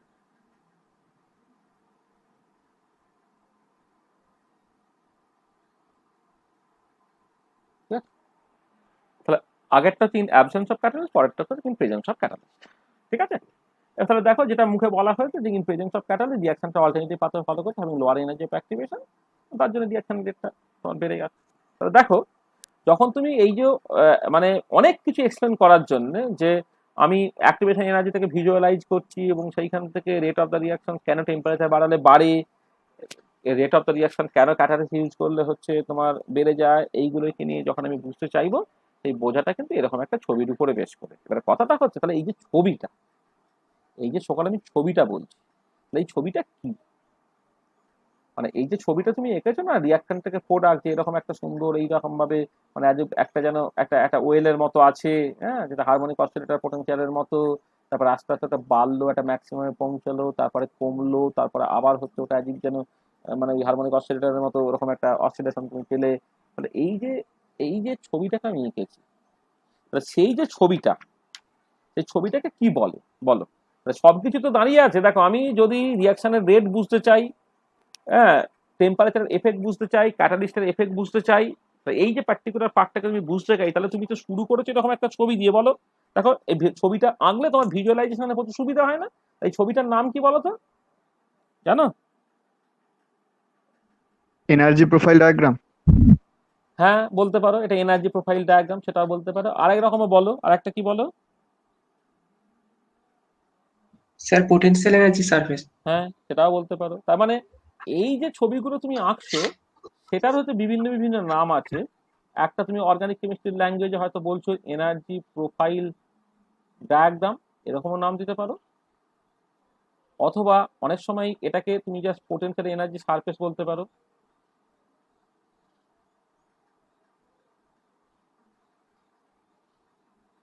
তাহলে দেখো যে, তাহলে যদি আমাকে এই অ্যাক্টিভেশন এনার্জি কি, কোন একটা রিয়াকশন এক্স্যাক্টলি কেমন ভাবে যাচ্ছে, কেন টেম্পারেচার বাড়ালে রিয়াকশন রেটটা বাড়ে, কেন ক্যাটালিস্ট ইউজ করে রিয়াকশনটাকে কমে, এই পুরো পার্টগুলোকে যদি আমি বুঝতে চাই, এইসব যে পয়েন্টগুলো, এই পয়েন্টগুলো যদি আমি ঠিক ঠিক করে বুঝতে চাই, তাহলে কিন্তু আমাকে এরকম একটা ছবি আঁকতে হবে, এবং এই ছবিটাই বেসিক্যালি তোমার পোটেনশিয়াল এনার্জি সারফেস। তাহলে বোঝা গেল যে কেন আমার পোটেনশিয়াল এনার্জি সারফেস, যেখান দিয়ে আমাদের এই কেমিক্যাল কাইনেটিক্স 2 এই সিলেবাসটা শুরু হয়েছে, এই পোটেনশিয়াল এনার্জি সারফেসটা, সেটা তুমি নাম শুনে থাকো বা না থাকো, তুমি অবচেতন মনেই কিন্তু বিএসসি ফার্স্ট ইয়ার থেকে, হয়তো ফিজিক্যাল কেমিস্ট্রি শুরু হওয়ার আগে অর্গানিক কেমিস্ট্রি পড়ার সময় থেকেই কিন্তু এই ধরনের সারফেস তুমি এঁকে চলেছো। ঠিক আছে? তো এই ধরনের সারফেস কিন্তু তুমি অ্যাকচুয়ালি এঁকে চলেছো। তাহলে পোটেনশিয়াল এনার্জি সারফেস, তাহলে সেটাকে যদি ফর্মালি ডিফাইন করি, ডেফিনেশনটা কি হবে? মানে পোটেনশিয়াল এনার্জি সারফেস কাকে বলে? আর একটা জিনিস একটুখানি বলে নিই, সেটা হচ্ছে এই যে তুমি ইউ আর ফরচুনেট এনাফ যে এই যে সকাল সারফেসটাকে তুমি একটা বোর্ডের বোর্ডেতে বা কোন একটা ট্যাবেতে বা কোন একটা খাতার মধ্যে তুমি আঁকতে পেরেছো। তার মানে অ্যাকচুয়ালি এই ছবি থেকে এটা হয়েছে, সেই ছবিটা টু ডাইমেনশনাল। আচ্ছা, টু ডাইমেনশনাল ছবি কখন হবে না? যখন তুমি ওয়াই অ্যাক্সিস বরাবর এনার্জি দিচ্ছো, আর এক্স অ্যাক্সিস বরাবর জাস্ট কেবলমাত্র একটা প্যারামিটারকে চেঞ্জ করবে। হতে পারে সেটা একটা বন্ড লেন্থ, হতে পারে একটা বন্ড অ্যাঙ্গেল, কিন্তু একটা প্যারামিটারকে যদি চেঞ্জ করো, তবেই ওভারঅল ছবিটা হচ্ছে টু ডাইমেনশনাল হবে। কিন্তু বাস্তবে একটা জিনিস খেয়াল করে দেখো, যে ধরো water molecule as for example, water মলিকুলের ক্ষেত্রে কিন্তু অনেকগুলো বন্ড লেন্থ আছে, মানে দুটো বন্ড লেন্থ আছে, একটা বন্ড অ্যাঙ্গেল আছে। তাহলে এই যে ওইচ দুটো বন্ড, একটাকে আর1 একটাকে আর2 বলছি, বন্ড অ্যাঙ্গেল সেটাকে আমি থিটা বলছি, তাহলে অ্যাকচুয়ালি ওই পার্টিকুলার মলিকুলের যে পোটেনশিয়াল এনার্জিটা, সেইটা কিন্তু তাদের ইকুইলিব্রিয়াম বন্ড লেন্থ আর1 আর2 সঙ্গে সঙ্গে তাদের মধ্যে যে অ্যাঙ্গেল থিটার উপরে নির্ভর করবে। তার মানে দেখো, যদি তুমি সত্যি সত্যি একটা ছবি আঁকতে চাও, তাহলে একটা অ্যাক্সিস বরাবর এনার্জি, এবং সেই এনার্জিটা যাদের যাদের উপরে ডিপেন্ড করছে সেটা হচ্ছে আর1 আর2 থিটা। তার মানে একটা ফোর্থ ডাইমেনশনাল ছবি হবে। এবারে ফোর্থ ডাইমেনশনাল ছবি তুমি কি ভিজুয়ালাইজ করতে পারো? তোমার স্পেসটা হচ্ছে থ্রি ডাইমেনশনাল, তাহলে up to three dimensional situation পর্যন্ত তুমি জাস্ট ভাবতে পারো, বুঝতে পারো, এক্সপ্লেন করতে পারো। মোর দ্যান থ্রি ডাইমেনশনাল তুমি ভিজুয়ালাইজ করতে পারো না। তাহলে যেটা কথা সেটা হচ্ছে এই যে সুন্দর যে ছবিটা, মানে একটা টু ডাইমেনশনে সুন্দর ছবি পাচ্ছ, সেটাই থ্রি ডাইমেনশনে অ্যাকচুয়ালি সারফেস হয়ে যাবে, মানে লাইনটা কনভার্টেড হয়ে যাবে সারফেসে। আর মোর দ্যান থ্রি ডাইমেনশন যেটা তুমি অ্যাকচুয়ালি ভিজুয়ালাইজ করতে পারবে না, তখন তাকে বলা হবে যে হাইপার সারফেস। তো লাইন থেকে রিয়েল টু ডাইমেনশনাল সারফেস থেকে হচ্ছে তোমার হাইপার সারফেস। সেই জন্য পোটেনশিয়াল এনার্জি, আমি যদিও এই ছবিতে ওই আগে যে ছবিগুলো আঁকলাম সেই ছবিগুলো খুব পপুলার, এবং সেই মতো করে তুমি সবকিছু ভাবতে চেষ্টা করো, কিন্তু যেটা বাস্তব সেটা হচ্ছে এই, যে তোমাকে যদি আজকে মিথেনের জন্য, আজকে যদি বেঞ্জিনের জন্য তোমাকে ওরকম একটা ছবি আঁকতে বলে, এই ছবিটা তুমি জাস্ট আঁকতে পারবে না, কারণ ওটা অ্যাকচুয়ালি একটা অ্যাবস্ট্রাক্ট স্পেসে একটা হাইপার সারফেস হবে। সেই জন্য ডেফিনেশনটাকে এইরকম ভাবে বলা হচ্ছে যে potential energy surface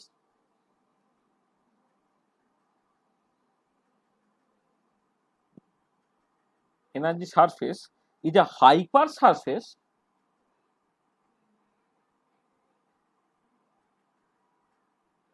surface that represents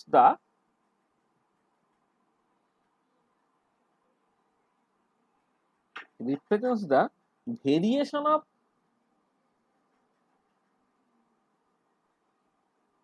potential energy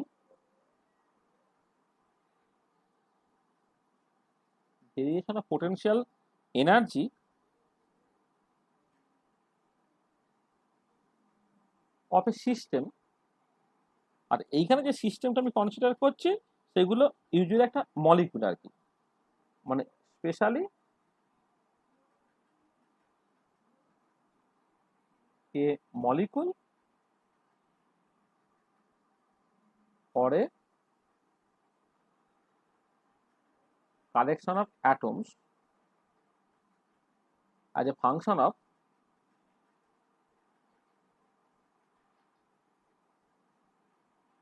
certain parameters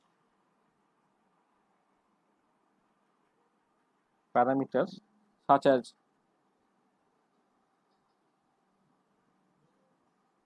certain আমি বলি এটা certain intrinsic parameter, intrinsic parameter such as bond length, bond angle and dihedral length.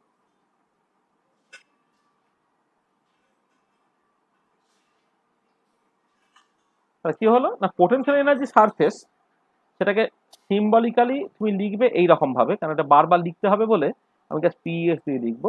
এই যে হাইপার সারফেস কথাটা মানে আমি বললাম যে টু ডাইমেনশনাল ছবি তো ওটা একটা লাইন, থ্রি ডাইমেনশনাল সত্যি সত্যি একটা রিয়েল সারফেস, আর মোর দ্যান থ্রি ডাইমেনশন হতে পারে, যেমন ওয়াটার মলিকুলের ক্ষেত্রে অ্যাজ ফর এক্সাম্পল বললাম দুটো বন্ড লেন্থ একটা বন্ড অ্যাঙ্গেল, এক্ষেত্রে কোনো ডাইহেড্রাল অ্যাঙ্গেল নাই, তার মানে কি হবে ওভারঅল ছবিটা ফোর ডাইমেনশনাল হবে। ঠিক আছে, তাহলে একটা ফোর ডাইমেনশনাল প্লটে সারফেসটা থ্রি ডাইমেনশনাল, তাহলে সেটা তুমি ভিজুয়ালাইজ করতেই পারবে না। এখানে বলা হচ্ছে যে potential energy surface is a hypersurface that represents the variation of potential energy of a system মানে এখানে মলিকুলার সিস্টেম বা কালেকশন অফ অ্যাটম সেগুলি জাস্ট মেনলি কনসেন্ট্রেট করবো as a function of certain intrinsic parameter such as bond length, bond angle and dihedral angle. ঠিক আছে, তাহলে বোঝা গেল ডেফিনেশনটা পরিষ্কার।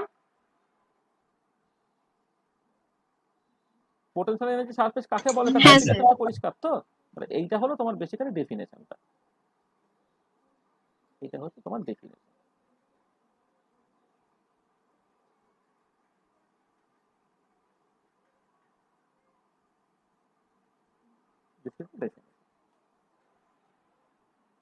ঠিক আছে, আচ্ছা আচ্ছা একটা জিনিস একটু খেয়াল করো, এই যে তুমি মানে মানে কি বলবো, যে যখনই এরকম একটা ছবি আঁকছো ম্যাথামেটিক্যাল এই ছবিটা একটা ফাংশনকে জাস্ট এইরকম একটা ছবিতে কনভার্ট করতে পারো। মানে ধরো আমি একটুখানি এক্সাম্পল দিয়ে তুমি বুঝতে পারবে, ধরো আমি তোমায় বলছি, ধরো এরকম একটা ব্যাপার, কোনো কারণে এই পোটেনশিয়াল এনার্জিটা ধরে নাও একটা আর এর ফাংশন, সেই আর এর মানে টানে সব পরে না ভুলে যায়, মানে পরে ভাবা যাবে, সেইটা হচ্ছে আমি এরকম একটা জিনিস লিখলাম, এটার মানে না হয় পরে বোঝা যাবে, 1 minus e to the power minus r minus r equilibrium তার ধরো স্কোয়ার, আমি বললাম লেট এইরকম একটা ব্যাপার, মানে একটা পোটেনশিয়াল এনার্জি যেটা আর এর ফাংশন, যেটা হচ্ছে তোমার এরকম দেখতে D equilibrium into 1 minus e to the power minus, এখানে একটা লিখতে হতো, এটা ইউনিটলেস করার জন্য এখানে একটা লেখা উচিত, একটা 1 minus e to the power minus একটা বিটা বলে টার্ম আমি যেখানে জুড়ে দিচ্ছি ইচ্ছা করে, কারণ আসলে এক্সপোনেনশিয়াল পার্টে ইউনিটলেস হতে হয়, তো আরটা সামাও ইন্টার অ্যাটমিক সেপারেশন বা বন্ড লেন্থ রিপ্রেজেন্ট করছে, এখানে বিটা বলে কাউকে একটা জুড়ে দিতে হবে যেটা বেসিক্যালি এটাকে ইউনিটলেস করবে। তাহলে ইউ আরটা হচ্ছে D equilibrium into 1 minus e to the power minus beta into r minus r equilibrium, এই পুরোটার হচ্ছে স্কোয়ার। ঠিক আছে, তাহলে এরকম একটা সিচুয়েশন ধরো আমি বললাম, মানে এটা কি না, এটা বেসিক্যালি ইউটা as a function of R আমি একটা ম্যাথামেটিক্যাল ফাংশন দিয়ে এটাকে এক্সপ্রেস করেছি। ঠিক আছে, আর এর একটা তুমি ছবি আঁকতে পারবে, ঠিক আছে, এর ছবিটা কেমন দেখতে হবে, আর এটা ওখানে বলে দিও তো রহস্যের মধ্যে না লেখে, এটাকে বলা হয় মোর্স পোটেনশিয়াল, তাই না, মোর্স পোটেনশিয়াল।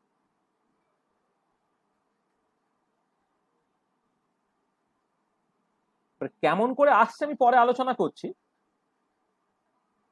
ধরো ইউটাকে এখন যদি আমি এই আর এর রেসপেক্টে প্লট করি না, তুমি একটা ছবি পাবে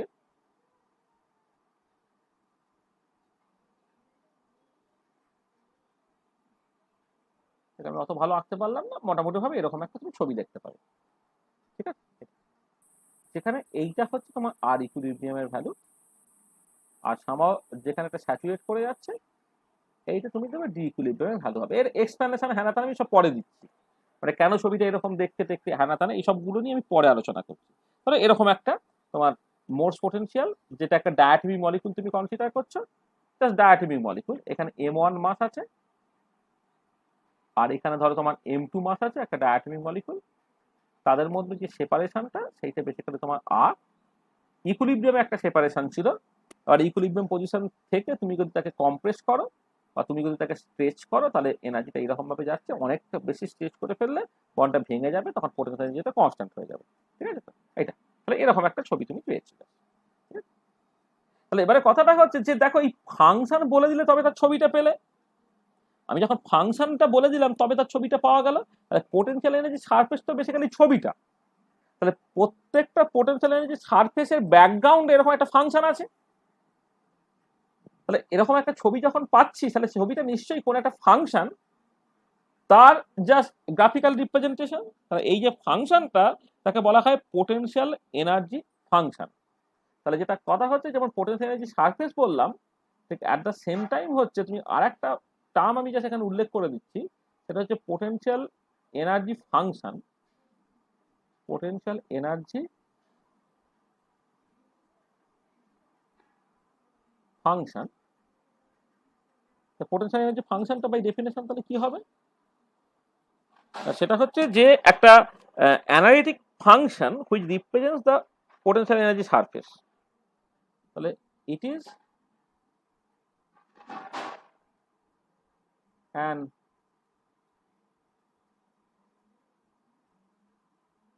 analytic function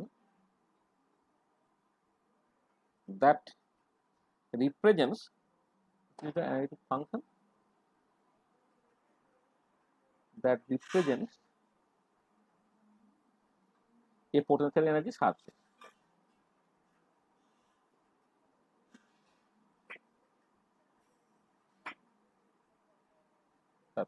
তাহলে এইটা হচ্ছে আমার পোটেনশিয়াল এনার্জি সারফেস, আর এটা হচ্ছে পোটেনশিয়াল এনার্জি ফাংশন। তার মানে তুমি যদি সেইভাবে বলো, এইটা হচ্ছে আমার পোটেনশিয়াল এনার্জি সারফেস, আর এই যে ফাংশনটা তুমি আনলে, সেটা হচ্ছে তোমার পোটেনশিয়াল এনার্জি ফাংশন, ঠিক আছে? এটা potential energy function, potential surface. বোঝা গেল? আচ্ছা, এবারে কথাটা হচ্ছে যে তুমি যখন পোটেনশিয়াল এনার্জি ফাংশনের ফর্মটাকে লিখবে বা সেখান থেকে পোটেনশিয়াল এনার্জি সারফেসটাকে আঁকবে, সেটা কার কার উপরে ডিপেন্ড করে বললাম না? Bond length, bond angle, dihedral angle ইত্যাদির উপরে নির্ভর করে। মানে বেসিক্যালি যেটা হচ্ছে সেটা হচ্ছে এই যে এই কোন একটা পার্টিকুলার মলিকুল যখন তৈরি হয়েছে, তার যে অ্যাটমস গুলোকে তুমি একটু আধটু ডিফর্ম করার চেষ্টা করছো, ডিফর্ম করলে তার automatically bond length, bond angle ইত্যাদিগুলো পাল্টাবে, ডাইহেড্রাল অ্যাঙ্গেল ইত্যাদিগুলো পাল্টাবে। তার সঙ্গে এনার্জিটা কেমন করে চেঞ্জ হচ্ছে সেটা তুমি যা দেখতে চাইছো, ঠিক আছে? আচ্ছা, যেটা কথা সেটা হচ্ছে যে আমি না এই যখন এই এনার্জিটাকে লিখবো, সেই এনার্জিটা কিন্তু জাস্ট তোমার মানে যখন সেখান থেকে আমি যে মলিকুলার ট্রান্সলেশন এবং মলিকুলার রোটেশনটাকে বাদ দেবো, মানে মলিকুলার ট্রান্সলেশন বা রোটেশন তার উপরে কিন্তু তোমার এই পোটেনশিয়াল এনার্জি সারফেসের মধ্যে যে এনার্জি কম্পোনেন্টটা আছে, ধর আমি কথা বলছি, এই যে এনার্জি কম্পোনেন্টটা আছে, এই এনার্জি কম্পোনেন্টটা কোনোভাবেই হচ্ছে ট্রান্সলেশন বা রোটেশনের উপর নির্ভর করছে না। এটা পুরোপুরি নির্ভর করবে হচ্ছে মানে বেসিক্যালি ভাইব্রেশনের উপরে, এবং তার সঙ্গে আরো কিছু কিছু যদি থাকে সেটা। তাহলে যেটা ইম্পর্টেন্ট পয়েন্ট সেটা হচ্ছে এই যে potential energy is no way, potential energy is no way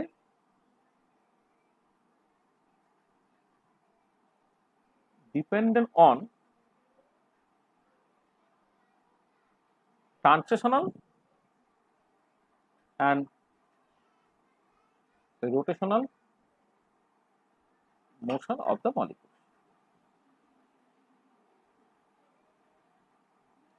The potential energy is no way dependent on translation and rotational motion of the molecule. Molecular translation বা rotation এর উপরে এই potential এনার্জিটা কোনোভাবে নির্ভর করছে না। তাহলে কিসের উপর নির্ভর করছে? নির্ভর করছে বেসিক্যালি তাদের ভাইব্রেশনের উপরে, মানে ভাইব্রেশন আর ডিগ্রিজ অফ ফ্রিডমের উপরে, মানে যদি এরকম হয় যে মানে যেটা কথা হচ্ছে কি ডিপেন্ডস অন দ্য মলিকুলার ভাইব্রেশনের উপর নির্ভর করে। আচ্ছা, এবারে দেখো যদি এরকম হতো যে for A N atomic molecule, মানে এন অ্যাটমিক সিস্টেম তুমি কনসিডার করছো যেখানে টোটাল এনটা অ্যাটম আছে, পরে N atomic molecule there are CS minus 5 for linear molecule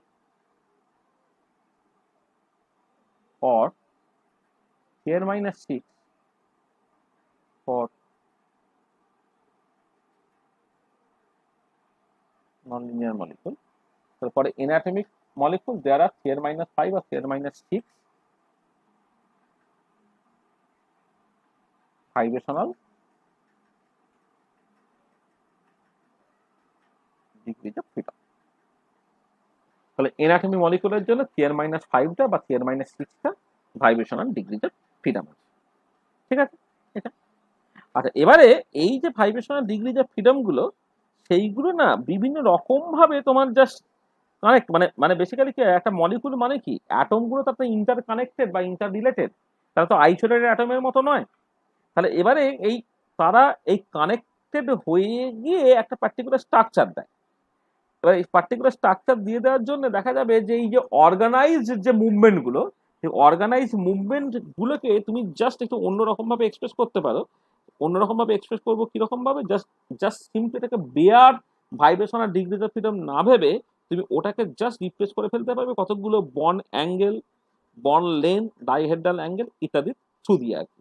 তার মানে একটা কথা সেটা হচ্ছে এই যে যদি তুমি একটা স্টেবল মলিকুল কনসিডার করো তার একটা ইকুইলিব্রিয়াম স্ট্রাকচার থাকবে, এবং সেই ইকুইলিব্রিয়াম স্ট্রাকচারে অ্যাটমস গুলো তারা একটা সিস্টেমেটিক ওয়েতে কানেক্টেড থাকবে, এমনভাবে কানেক্টেড থাকবে যাতে করে ওভারঅল এনার্জিটা মানে কম হয় বা সে ওভারঅল একটা স্টেবিলাইজেশন পায় ইত্যাদি ইত্যাদি আর কি। এবং এই যে তুমি স্ট্রাকচারটা যখন ডেসক্রাইব করবে, স্ট্রাকচারটা ডেসক্রাইব করা হয় বেসিক্যালি তিনটে প্যারামিটার দিয়ে, একটা যে বন্ড লেন্থ দিয়ে, একটা বন্ড অ্যাঙ্গেল, একটা ডাইহেড্রাল অ্যাঙ্গেল দিয়ে। তার মানে নেক্সট যে পয়েন্টটা তুমি মাথায় রাখবে সেটা হচ্ছে এই যে a stable molecule has an equilibrium structure, a stable molecule has an equilibrium structure where the atoms are arranged or connected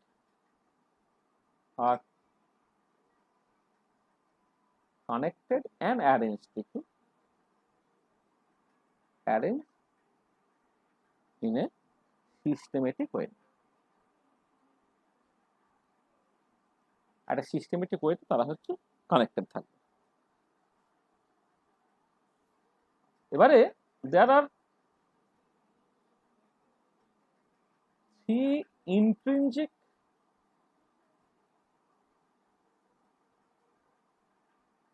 parameters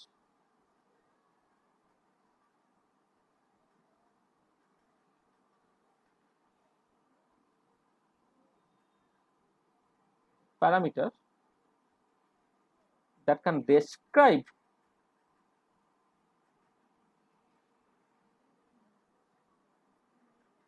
the equilibrium geometry of the molecule. A stable molecule has an equilibrium structure where the atoms are connected and arranged in a systematic way. There are three intrinsic parameters, three types of intrinsic parameters. Three types of intrinsic parameters that can describe the equilibrium geometry of the molecule. তারা কারা কারা? তারা অবশ্যই এক নম্বর হচ্ছে bond length, is very very important. দু নম্বর হচ্ছে bond angle,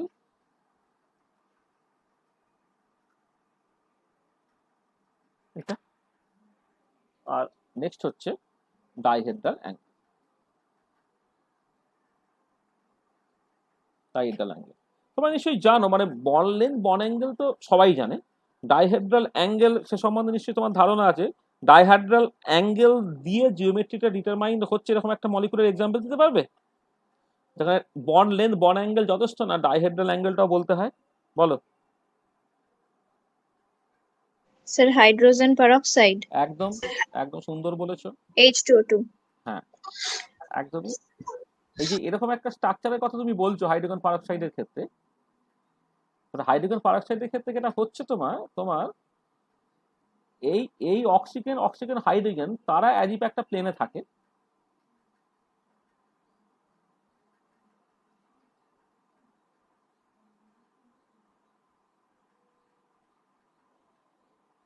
এইটা একটা প্লেনে থাকে, তাই তো? এটা তুমি জানো। আচ্ছা, আর বাকি যে পার্টটা তারা আর একটা আবার প্লেনে থাকবে, মানে বাকিটা আর একটা প্লেনে থাকবে, মানে হচ্ছে তোমার এই যে এই এদিক এই যে ও ও আর একটা যে হাইড্রোজেন আছে, হ্যাঁ, তারা হচ্ছে আর একটা প্লেনে তোমার থাকতে পারে। হ্যাঁ, সেই প্লেনটা কেমন দেখতে, মানে ধরো আমি এমনি এইরকম ভাবে লিখছি, মানে একটা মোটামুটি ভাবে বোঝার জন্য আর কি। ধরো এরকম একটা, অন্য কালার দিই তাহলে সুবিধা হবে তোমার।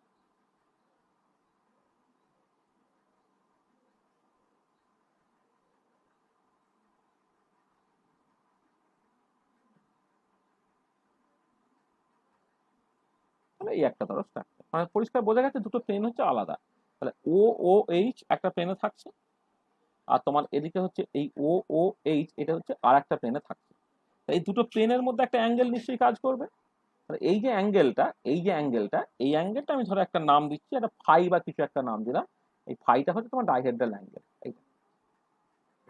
আর এখানে তো এই যে ও ও এইচ একটা বন অ্যাঙ্গেল আছে, ও ও এইচ আর একটা বন অ্যাঙ্গেল আছে। মানে তুমি যদি বন অ্যাঙ্গেলের কথা বলো এই পার্টিকুলার কেসে, তাহলে হচ্ছে ধরো সরি এটা ধরো এইখানে এই যে এইখানে একটা বন অ্যাঙ্গেল আছে ধরো এটা, আর এখানে একটা বন অ্যাঙ্গেল আছে ধরো না, এটা θ1 এটা θ2, আর বন অ্যাঙ্গেল আছে। আচ্ছা, এছাড়া তুমি যদি এদের আর এ ধরো তুমি তোমার ধরো বন্ড লেন্থ ক্যালকুলেট করো, তাহলে এইটা একটা বন্ড লেন্থ আছে R1, এইটা একটা বন্ড লেন্থ আছে R2, এই বন্ড লেন্থ আছে একটা R3 বা কিছু। তাহলে দেখো R1 R2 R3 তিনটে বন্ড লেন্থ মানে হাইড্রোজেন পারঅক্সাইডের ক্ষেত্রে এইটা যেটা আঙুলে ছিল হাইড্রোজেন পারঅক্সাইডের ক্ষেত্রে তোমার বন্ড লেন্থ আছে R1 R2 R3, bond angle basically দুটো θ1 θ2, একটা ডাইহেড্রাল অ্যাঙ্গেল আছে ফাই। তাহলে এই পুরো জিনিসগুলোর উপরে কিন্তু তোমার অ্যাকচুয়ালি এটা নির্ভর করছে, তোমার কি বলে তোমার মানে স্ট্রাকচারটা নির্ভর করছে। ঠিক আছে, এইগুলোকে এগুলোর কোন একটাকে পাল্টালেই কিন্তু ইকুইলিব্রিয়াম স্ট্রাকচারটা তার মতো করে পাল্টে যাচ্ছে। ঠিক আছে। আচ্ছা, এবারে আমি যখন ছবিটাকে আঁকছি, আমি ধরো রিয়াকশন ঘটার সময় এক্স অ্যাক্সিস বরাবর আমি শুধুমাত্র রিয়াকশন কোঅর্ডিনেট লিখে দিচ্ছি।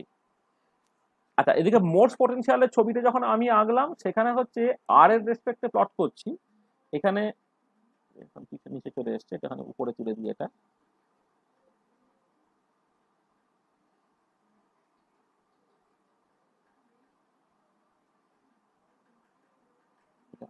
এটা দেখো এখানে হচ্ছে বন্ড লেন্থ তার রেসপেক্টে, মানে হয়তো ডায়াটমিক মলিকিউল কনসিডার করেছি, সেখানে বন্ড অ্যাঙ্গেল বা ডাইহাইড্রাল অ্যাঙ্গেল নিয়ে মাথা ঘামানোর দরকার নেই, শুধুমাত্র একটা বন্ড লেন্থ সেটা গাল দিয়ে আমার চলছে। তাহলে এখানে পোটেনশিয়াল এনার্জিটাকে জাস্ট আমি ইকুইলিব্রিয়াম বন্ড লেন্থ বা ইন্টার নিউক্লিয়াস সেপারেশন তার রেসপেক্টে প্লট করেছি। ঠিক আছে। আর যখন আমি বললাম যে একটা এনাটমিক মলিকুল, তার ক্ষেত্রে অনেকগুলো রকম ইন্ট্রিনজিক প্যারামিটার থাকতে পারে, bond length bond angle dihedral angle, যার উপরে এনার্জিটা নির্ভর করে। তাহলে ওভারঅল যে ছবিটা পাবো সেই ছবিটা অবশ্যই এরকম একটা 2 ডাইমেনশনাল ছবি হবে না, এটা একটা মানে বেসিক্যালি এটা অনেক হায়ার ডাইমেনশনাল ছবি হবে, যেটাকে আমি জাস্ট হাইপার সারফেস নাম দিচ্ছি। এবং সেই হাইপার সারফেস বা পোটেনশিয়াল এনার্জি সারফেসটা আমি পাবো কি করে না, সেটা হচ্ছে if we plot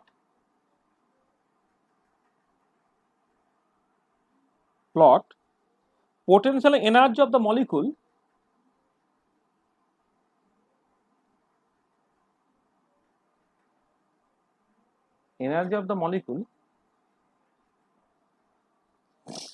as a function of these parameters, as a function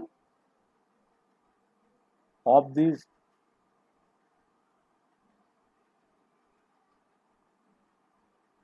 increasing parameters such as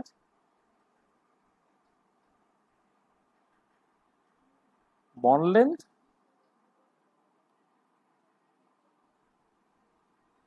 bond angle, and dihedral angle. If we plot potential energy of the molecule as a function of these intrinsic parameters such as bond length, bond angle, and dihedral angle, আমরা যে ছবিটা পাবো সেই ছবিটাই হচ্ছে potential energy surface. Then we get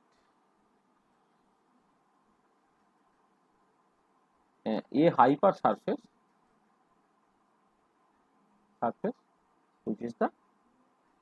which is known as potential energy surface.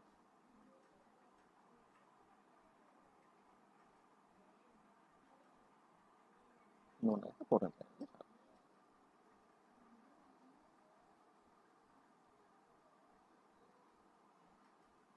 এটা হচ্ছে আমার potential energy surface. ঠিক আছে, তো দেখো যা বললাম পরিষ্কার ব্যাপারটা, যে পোটেনশিয়াল এনার্জি সারফেস তুমি অ্যাকচুয়ালি কেমন করে পেতে পারো। হ্যাঁ, মানে আমি এখন ডিটেলে ঢুকিনি আর কি, যে পোটেনশিয়াল এনার্জি সারফেস বলতে আমি অ্যাকচুয়ালি কি বুঝছি আর কি, সেটা সম্বন্ধে একটা তোমার ধারণা তৈরি হয়েছে। ঠিক আছে, বোঝা গেল? হ্যাঁ স্যার। হ্যাঁ স্যার। আচ্ছা, এবারে একটা টিপিক্যাল যে মানে একটা ডায়াটমিক মলিকুলের জন্য পোটেনশিয়াল এনার্জি সারফেসটা এই ধরনের দেখতে, মানে আমি ডায়াটমিক মলিকুলটা আমার খুব সহজ বলে সেইটাকে নিয়ে জাস্ট একটুখানি মাথা ঘামানোর প্রথমে চেষ্টা করবো আর কি। হ্যাঁ, তারপরে আমরা যদি পলিঅ্যাটমিক মলিকুল, ওয়াটার মলিকুল বা ইত্যাদি হয়, তখন সিচুয়েশনটা তো ছবিটা নিশ্চয়ই অনেক অনেক কঠিন হয়ে যাবে, সেই জায়গাতে আমরা এখানে ঢোকার চেষ্টা করবো আর কি। আর এই যে একটা একটা পোটেনশিয়াল এনার্জি সারফেস আমি কেমন করে পেতে পারি, সেইটা সম্বন্ধে জাস্ট একটু ধারণা প্রথমে আমরা করতে পারি। ঠিক আছে, আচ্ছা তাহলে আমরা নেক্সট চলে আসছি কিছু analytic form of the potential energy surface পাওয়ার চেষ্টা করতে চাই। তাহলে some common analytic form of potential energy surface for a diatomic molecule.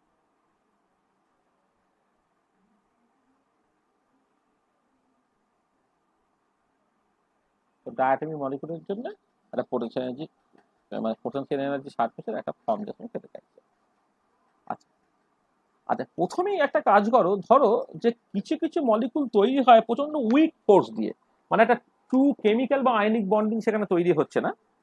মানে ধরো হয়তো ইনার্ট গ্যাসগুলো তারাও কিন্তু একটা ক্লাস্টার তৈরি করতে পারে।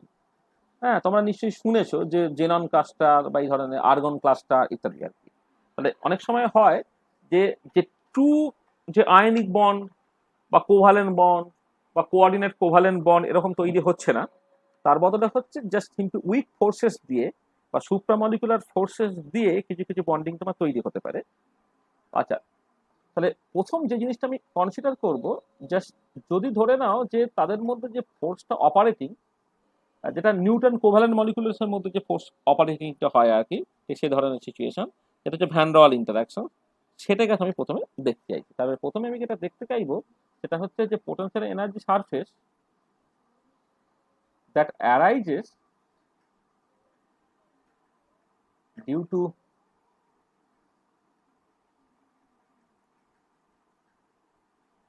Van der Waals force of attraction. The potential energy surface that arises due to Van der Waals force of attraction. এইটুকু জাস্ট আমি দেখতে চাইছি। তাহলে এটা অপারেটিং কাদের জন্য? এরা অপারেটিভ হয়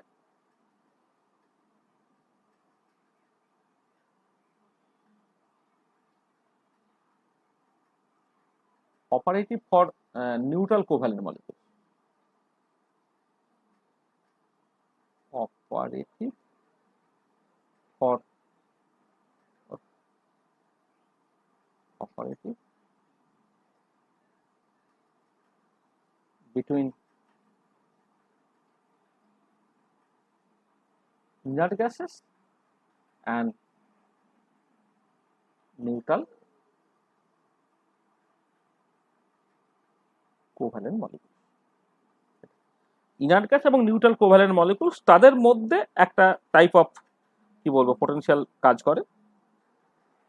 আচ্ছা, এইখানে হচ্ছে যেটা ইম্পর্টেন্ট পয়েন্ট, যে যখন আমি পোটেনশিয়াল এনার্জি সারফেস করবো তখন অ্যাট্রাকশন রিপালশন দুটোই থাকবে। তাহলে অ্যাট্রাকশন যেটা হয় যে তোমার যদি এইখানে যে যেটা অপারেটিভ বিটুইন ইনার্ট গ্যাসেস মানে হিলিয়ামের মধ্যে বা নিয়নের মধ্যে বা আর্গনের মধ্যে, এই যে অপারেটিভ যে ফোর্সটা সেটা হচ্ছে অ্যাট্রাকশন হতে পারে, অ্যাট্রাকশন। আর তার একটা পার্ট যখন খুব কাছাকাছি চলে আসে তখন একটা রিপালশন চলে আসতে পারে। তাহলে প্রথম যে মডেলটা কাজ করে সেটা হচ্ছে, আচ্ছা প্রথমে একটা বলি যে মলিকুলার অ্যাট্রাকশন আর রিপালশন দুটো মিলে হচ্ছে ইন্টারাকশন। মানে আমি যখন মলিকুলার ইন্টারাকশন নিয়ে কথাবার্তা বলবো, মলিকুলার ইন্টারাকশন নিয়ে কথাবার্তা যখন বলবো সেখানে কিন্তু অ্যাট্রাকশন রিপালশন দুটো পার্ট থাকবে। সেখানে হচ্ছে তোমার অ্যাট্রাকশন থাকবে প্লাস হচ্ছে তোমার রিপালশন থাকবে। আর অ্যাট্রাকশনটা কেমন নেব, রিপালশনটা কেমন নেব, তার মতো করে বিভিন্ন রকমের পোটেনশিয়াল এনার্জি সারফেস পাওয়া যাবে। আচ্ছা, অ্যাট্রাকশনটা যদি আমি এইটাই ভ্যান রল টাইপের অ্যাট্রাকশন নিয়ে সিম্পলি মাথা ঘামাই, এই অ্যাট্রাকশনটা সেইটা কেমন করে দেখতে হয় না, আমি জাস্ট -a/r⁶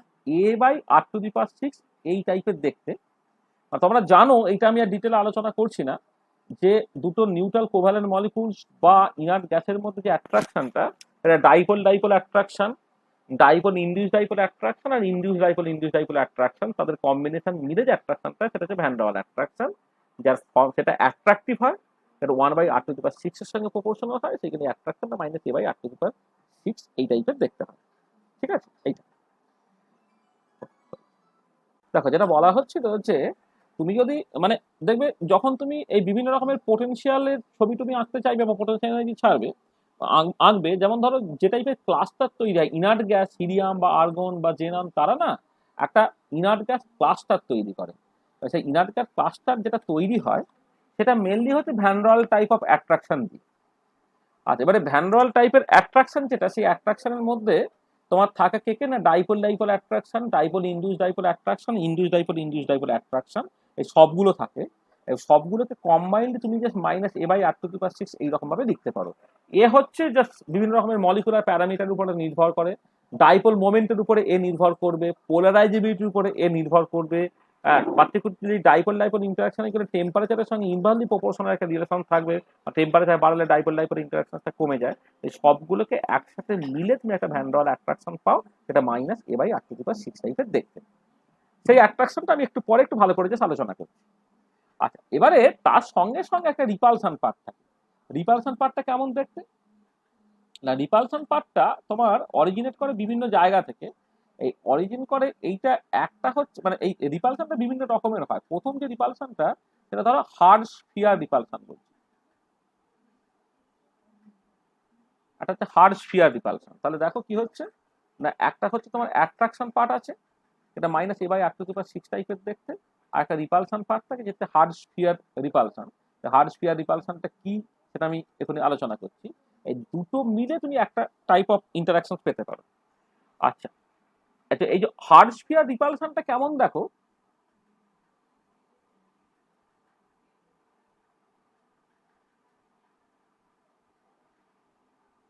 আচ্ছা হার্ড স্ফিয়ার রিপালশনটা বলতে গেলে সিম্পলি এরকম একটা সিচুয়েশন, যেখানে যদি শুধুমাত্র রিপালশনটাকে কনসিডার করি, সেটা হচ্ছে এরকম যে তোমার এই ধরে না পোটেনশিয়াল এনার্জিটা 0,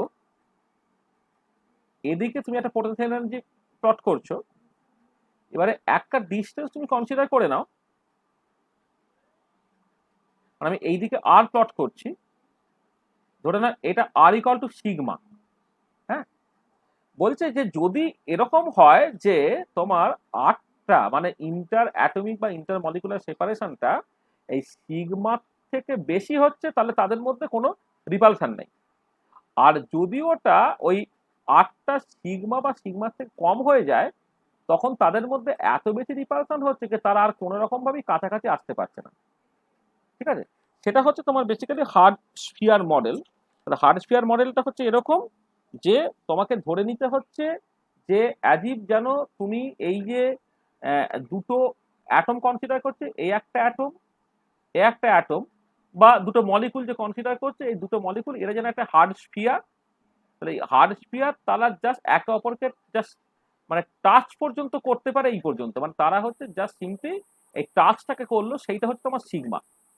হ্যাঁ, এই যে সিম্পলি টাচটাকে করছে, মানে আমি দাদা দাদা এক সেকেন্ড, মানে ভুল বলছি, এটা হচ্ছে তোমার এই যে দূরত্বটা, এই দূরত্বটা হচ্ছে তোমার বেসিক্যালি আর, এবং দূরত্বটা সেন্টার থেকে নেবো, সেন্টার থেকে এই দূরত্বগুলো হচ্ছে তোমার basically R.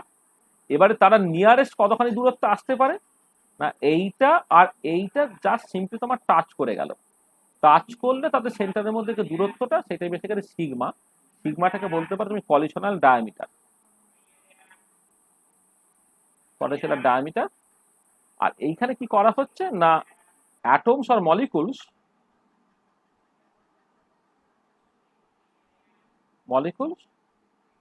are assumed to be hard sphere. Atom বা মলিকুলগুলোকে তুমি assume to be hard sphere ধরে নিলে, তারা জাস্ট অ্যাট মোস্ট যেটা করতে পারে একে অপরের সঙ্গে টাচ করতে পারে, প্রচন্ড হার্ড হয়ে যাওয়ার জন্য তারা আর পেনিট্রেট করতে পারছে না। তাহলে পেনিট্রেট করতে পারছে না বলে তোমার করসপন্ডিং যে যে মানে ক্লোজেস্ট ডিস্টেন্স যেটা হতে পারে সেটা হচ্ছে সিগমা। তার নিচে এলে তাদের মধ্যে ধাক্কাধাক্কি হবে, তারপরে সে আসতে পারছে না। আর আর তাদের মধ্যে যে এই যে দূরত্বটা, এই যে দূরত্বটা মানে তাদের সেন্টারের মধ্যে যে দূরত্বটা, সেইটাকে আমি জাস্ট ইন্টার অ্যাটমি বা ইন্টার মলিকুলার সেপারেশনের মতো করে ভাবছি, সেটাকে এখানে আর দিয়ে জাস্ট এক্সপ্রেস করা হচ্ছে, আর দিয়ে এক্সপ্রেস করা হচ্ছে। এবং পোটেনশিয়াল এনার্জিটাকে যদি অ্যাজ এ ফাংশন অফ আর তুমি প্লট করে কি হচ্ছে, দেখো আরটা যখন সিগমা বা তার থেকে বেশি তখন পোটেনশিয়াল এনার্জি শূন্য, আর আরটা যখন সিগমা বা তার থেকে কম হয়ে গেল পোটেনশিয়াল এনার্জি তখন ইনফিনিটি হয়ে গেল। তার মানে এই হার্ড স্ফিয়ার পোটেনশিয়ালে এইটা জাস্ট তুমি জিরো নেবে যদি এমন হয় আরটা গ্রেটার দেন সিগমা,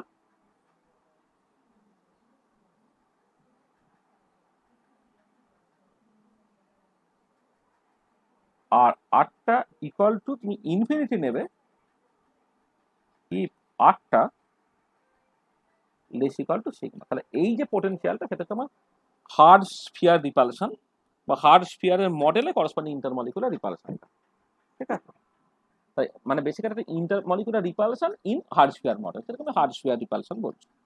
আচ্ছা আচ্ছা, এবারে ওই অ্যাট্রাকশনটা তো minus A by R to the power 6 টাইপের দেখতে, তাহলে আমি অ্যাট্রাকশনটা একটুখানি বলে নিই তোমার একটুখানি বোঝার সুবিধের জন্য। মানে এটা তুমি জানো বলে আমি ওইটা নিয়ে ডিটেলে কোনো কথাবার্তা বলবো না।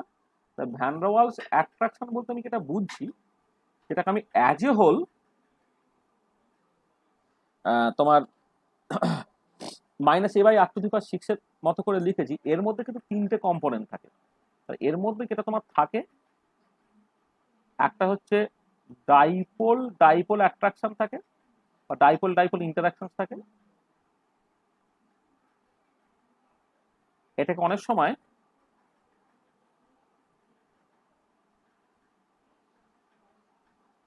কিসব ইন্টারাকশন বলে। এই ডাইপোল ডাইপোল ইন্টারাকশনসটা এইটা তোমার অপারেট করবে তখনই যখন দুটো মলিকুল পোলার। এগুলো সব জানো তোমরা, বিএসসিতেই পড়েছো যে মলিকুলগুলো যখন পোলার তখনই ডাইপোল ডাইপোল ইন্টারাকশনটা অরিজিনেট করবে। আর এই যে ইন্টারাকশনসটা, সেই ইন্টারাকশনসটা হচ্ছে টেম্পারেচার বাড়ালে জাস্ট তোমার কমতে থাকে। এবং বিজ্ঞানী কিসম তার একটা ফর্ম বের করেছিলেন, যে ফর্মটা তোমার এই ধরনের দেখতে, -2/3। যে দুটো মলিকুল তুমি কনসিডার করছো সেই দুটো মলিকুল অবশ্যই পোলার হতে হবে, তাদের ডাইপোল মোমেন্ট যথাক্রমে μ1 আর μ2 হলে একটা μ1 স্কোয়ার প্লাস μ2 স্কোয়ার এরকম দেখতে হয়ে যায়। আর তার সঙ্গে হচ্ছে তোমার ওই এসআই ইউনিটে করলে একটা 4π এপসাইলন, যেখানে এপসাইলন হচ্ছে absolute permittivity of the medium, সেই পার্টটা থাকে।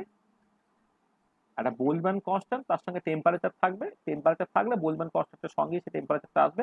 পরীক্ষার টেম্পারেচার বাড়ালে এই ভ্যান ডার ওয়াল ডাইপোল ডাইপোল অ্যাট্রাকশনটাকে সিম্পলি কমতে থাকবে। আর তার সঙ্গে একটা 1/r⁶ থাকছে, অর্থাৎ দুটো অ্যাটম বা মলিকুলের মধ্যে সেপারেশন যদি আর হয় এটা 1/r⁶ এর সঙ্গে প্রপোর্শনাল।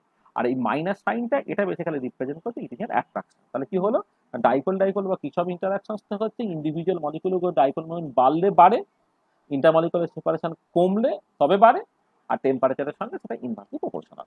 এটা হলো। আচ্ছা আর একটা যেটা লাগে সেটা হচ্ছে dipole induce dipole interaction. Dipole induce dipole interaction. আচ্ছা, এটার জন্য অ্যানালিটিক ফর্মটা বের করেছিলেন বিজ্ঞানী ডিবাই। এটাকে অনেক সময় বলা হয় অর ডিবাই ইন্টারাকশনও বলা হয় এটা। আচ্ছা, এই যে ডাইপোল ডাইপোল বা ডাইপোল ইনডিউস ডাইপোল বা ডিবাই ইন্টারাকশনসটা, সেইটা কি হয় না, সেইটা তোমার, আচ্ছা এইটা তোমার কাজ করে, মানে কাজ করতে গেলে অন্ততপক্ষে একটা মলিকুলকে পোলার হতে হবে। মানে দুটো মলিকুলই নন পোলার হলে এই ইন্টারাকশনটা থাকবে না। তাহলে একটা মলিকুল পোলার, একটা মলিকুল নন পোলার হতে পারে, বা দুটো মলিকুলই পোলার হতে পারে। তাহলে এই পার্টিকুলার কেসে এই ডাইপোল ইনডিউস ডাইপোল ইন্টারাকশনটা যদি তুমি ধরে নাও যে দুটো মলিকুলই তোমার পোলার, তাহলে যে মলিকুল মানে একজনের ডাইপোল মোমেন্ট আর অন্যটা পোলারাইজিবিলিটি, আর এখানে যে 2 নম্বরের ডাইপোল মোমেন্ট 1 নম্বরের পোলারাইজিবিলিটি, এইটা ডিভাইডেড বাই হচ্ছে 4 পাই এপসাইলন, এইটা হচ্ছে তার স্কোয়ার একটা টার্ম থাকবে, এটা 1/r⁶ হবে। এটা কখন না when both the molecules are polar. না, আগেরটা হচ্ছে the molecule has to be polar. এখানে কিন্তু এটা ইম্পর্টেন্ট, সেটা হচ্ছে দ্য মলিকুলস মানে বোথ দ্য মলিকুলস আর কি, both the molecules must be polar. দুটো মলিকুলই যদি পোলার হয় তবেই কেবলমাত্র তোমার ডাইপোল ডাইপোল ইন্টারাকশনটা থাকবে। আর ডাইপোল ইনডিউস ডাইপোল ইন্টারাকশনের জন্য তোমার দুটো মলিকুল পোলার হলেও চলবে, অথবা যে কোনো একটা মলিকুল পোলার হলেও চলবে। এইটাকে তুমি জাস্ট লিখতে পারবে, ধরো -μ1² α2 ডিভাইডেড বাই 4 পাই এপসাইলন তার স্কোয়ার ইন্টু 1/r⁶ হিসেবে লিখতে পারবে। কখন না, যখন when one molecule is polar and other one is নন পোলার। তাহলে একজন পোলার একজন নন পোলার হলে তোমার ডাইপোল ইনডিউস ডাইপোল ইন্টারাকশনটা তুমি এইরকম ভাবে লিখতে পারো। আর থার্ড যেটা, সেটা হচ্ছে induce dipole interaction. Induce dipole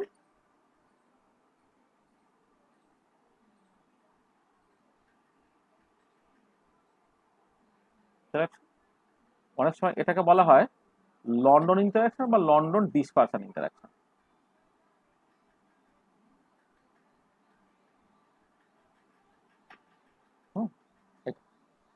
আচ্ছা, এই ইন্টারাকশনটা থাকতে গেলে যে কোনো মলিকুলের ক্ষেত্রে ইন্টারাকশনটা থাকবে, মানে মলিকুলটাকে তোমার কোন একটাকে পোলার হতে হবে বা দুজনকে পোলার হতে হবে এরকম সিচুয়েশনটা নয়। তাহলে এক্ষেত্রে যে ইন্টারাকশন এনার্জিটা ভিআরটা যদি তুমি ইনডিউস ডাইপোল ইন্টারাকশন হিসেবে দেখো, এটা বিজ্ঞানী London from using quantum mechanics perturbation theory, তিনি এই ইন্টারাকশনটাকে ক্যালকুলেট করেছেন। জাস্ট নর্মাল ফর্মটা হচ্ছে এরকম দেখতে, I1I2 by I1 plus I2, তার সঙ্গে থাকছে দুটো মলিকুলের পোলারাইজিবিলিটি α1 α2, নিচে অ্যাজ ইউজুয়াল এসআই সিস্টেমে যে 4 পাই এপসাইলন তার স্কোয়ার আসবে 1/r⁶ সঙ্গে প্রপোর্শনাল হবে। আচ্ছা, এখানে I1 এবং I2 তারা হচ্ছে ওই যে দুটো মলিকুল তুমি কনসিডার করেছো তাদের ফার্স্ট আয়নাইজেশন পোটেনশিয়াল, ঠিক আছে। আর α1 α2 তাদের পোলারাইজিবিলিটি, তাহলে আলফাটা পোলারাইজিবিলিটি, মিউটা হচ্ছে ডাইপোল মোমেন্ট, আর I1 I2 তাদের হচ্ছে আয়নাইজেশন পোটেনশিয়াল হচ্ছে। তাহলে এটাও দেখো অ্যাট্রাক্টিভ 1/r⁶ এর সঙ্গে যাচ্ছে। তাহলে আমি যখন এই মলিকুলার অ্যাট্রাকশনটাকে নিয়ে আলোচনা করছি between two neutral covalent molecules, অথবা আমি যখন একটা পোটেনশিয়াল এনার্জি সারফেস আঁকতে চাইছি for the cluster formation of two inert gases, helium cluster বা নিয়ন ক্লাস্টার বা আর্গন ক্লাস্টার বা জেনন ক্লাস্টার, তখন যে অ্যাট্রাকশনটা কাজ করছে সেই অ্যাট্রাকশনটা হচ্ছে তোমার ডাইপোল ডাইপোল ইন্টারাকশন বা কিসন ইন্টারাকশন থাকতে পারে, ডাইপোল ইনডিউস ডাইপোল ইন্টারাকশন থাকতে পারে, আর হচ্ছে ইনডিউস ডাইপোল ইন্টারাকশন থাকতে পারে। এবং এই তিনটাকে কম্বাইন যদি তুমি করে দাও, কম্বাইন করার পর যে ইন্টারাকশনটা তুমি পাচ্ছ, তাহলে এই ভ্যান ডার ওয়াল ইন্টারাকশন যেটা আর এর ফাংশন, সেটা হচ্ছে কি তোমার dipole dipole interaction plus dipole induce dipole interaction, আর হচ্ছে এই ইনডিউস ডাইপোল ইন্টারাকশনের যোগফল এইটা। এবং সেটা তুমি যোগ করে দাও, দেখো প্রত্যেকটাই অ্যাট্রাকশন আর এই কম্বাইনিং কোএফিসিয়েন্ট গুলোকে যোগ করে দিলে এটা minus A by R to the power 6 টাইপের দেখতে হয়ে গেল। তাহলে ভ্যান ডর ওয়াল অ্যাট্রাকশনটা minus A by R to the power 6 টাইপের দেখতে। হ্যাঁ, এটা যে কোনো নিউট্রাল কোভ্যালেন্ট মলিকুলাসের ক্ষেত্রে এটা একদম এস্টাবলিশ সত্যি। এবং এটা এটা বেসিক্যালি পরবর্তীকালে অ্যাটমিক ফোর্স মাইক্রোস্কোপি দিয়ে এই ফোর্সটাকে মেজারও করা গেছে এবং এটা 1/r⁶ এর সঙ্গে যায়, সেটা হচ্ছে প্রুভড হয়ে গেছে। আচ্ছা, এবারে তুমি যখন ওভারঅল মলিকুলার পোটেনশিয়াল কনসিডার করবে তার সঙ্গে অ্যাট্রাকশন রিপালশন দুটোই থাকবে। তার রিপালশনটা আমি যদি হার্টস্ফিয়ার মডেল নিই আর অ্যাট্রাকশন যদি ভ্যান ডর ওয়াল নিই, তাহলে যে পোটেনশিয়ালটা তুমি পেলে সেটা হচ্ছে ভ্যান ডর ওয়াল হার্টস্ফিয়ার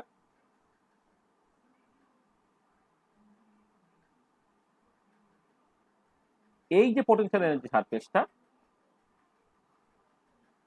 সেটা ফর্ম কেমন দেখতে, যদি আমি ওভারঅল ছবিটা আঁকার চেষ্টা করি কেমন ছবিটা হবে দেখো।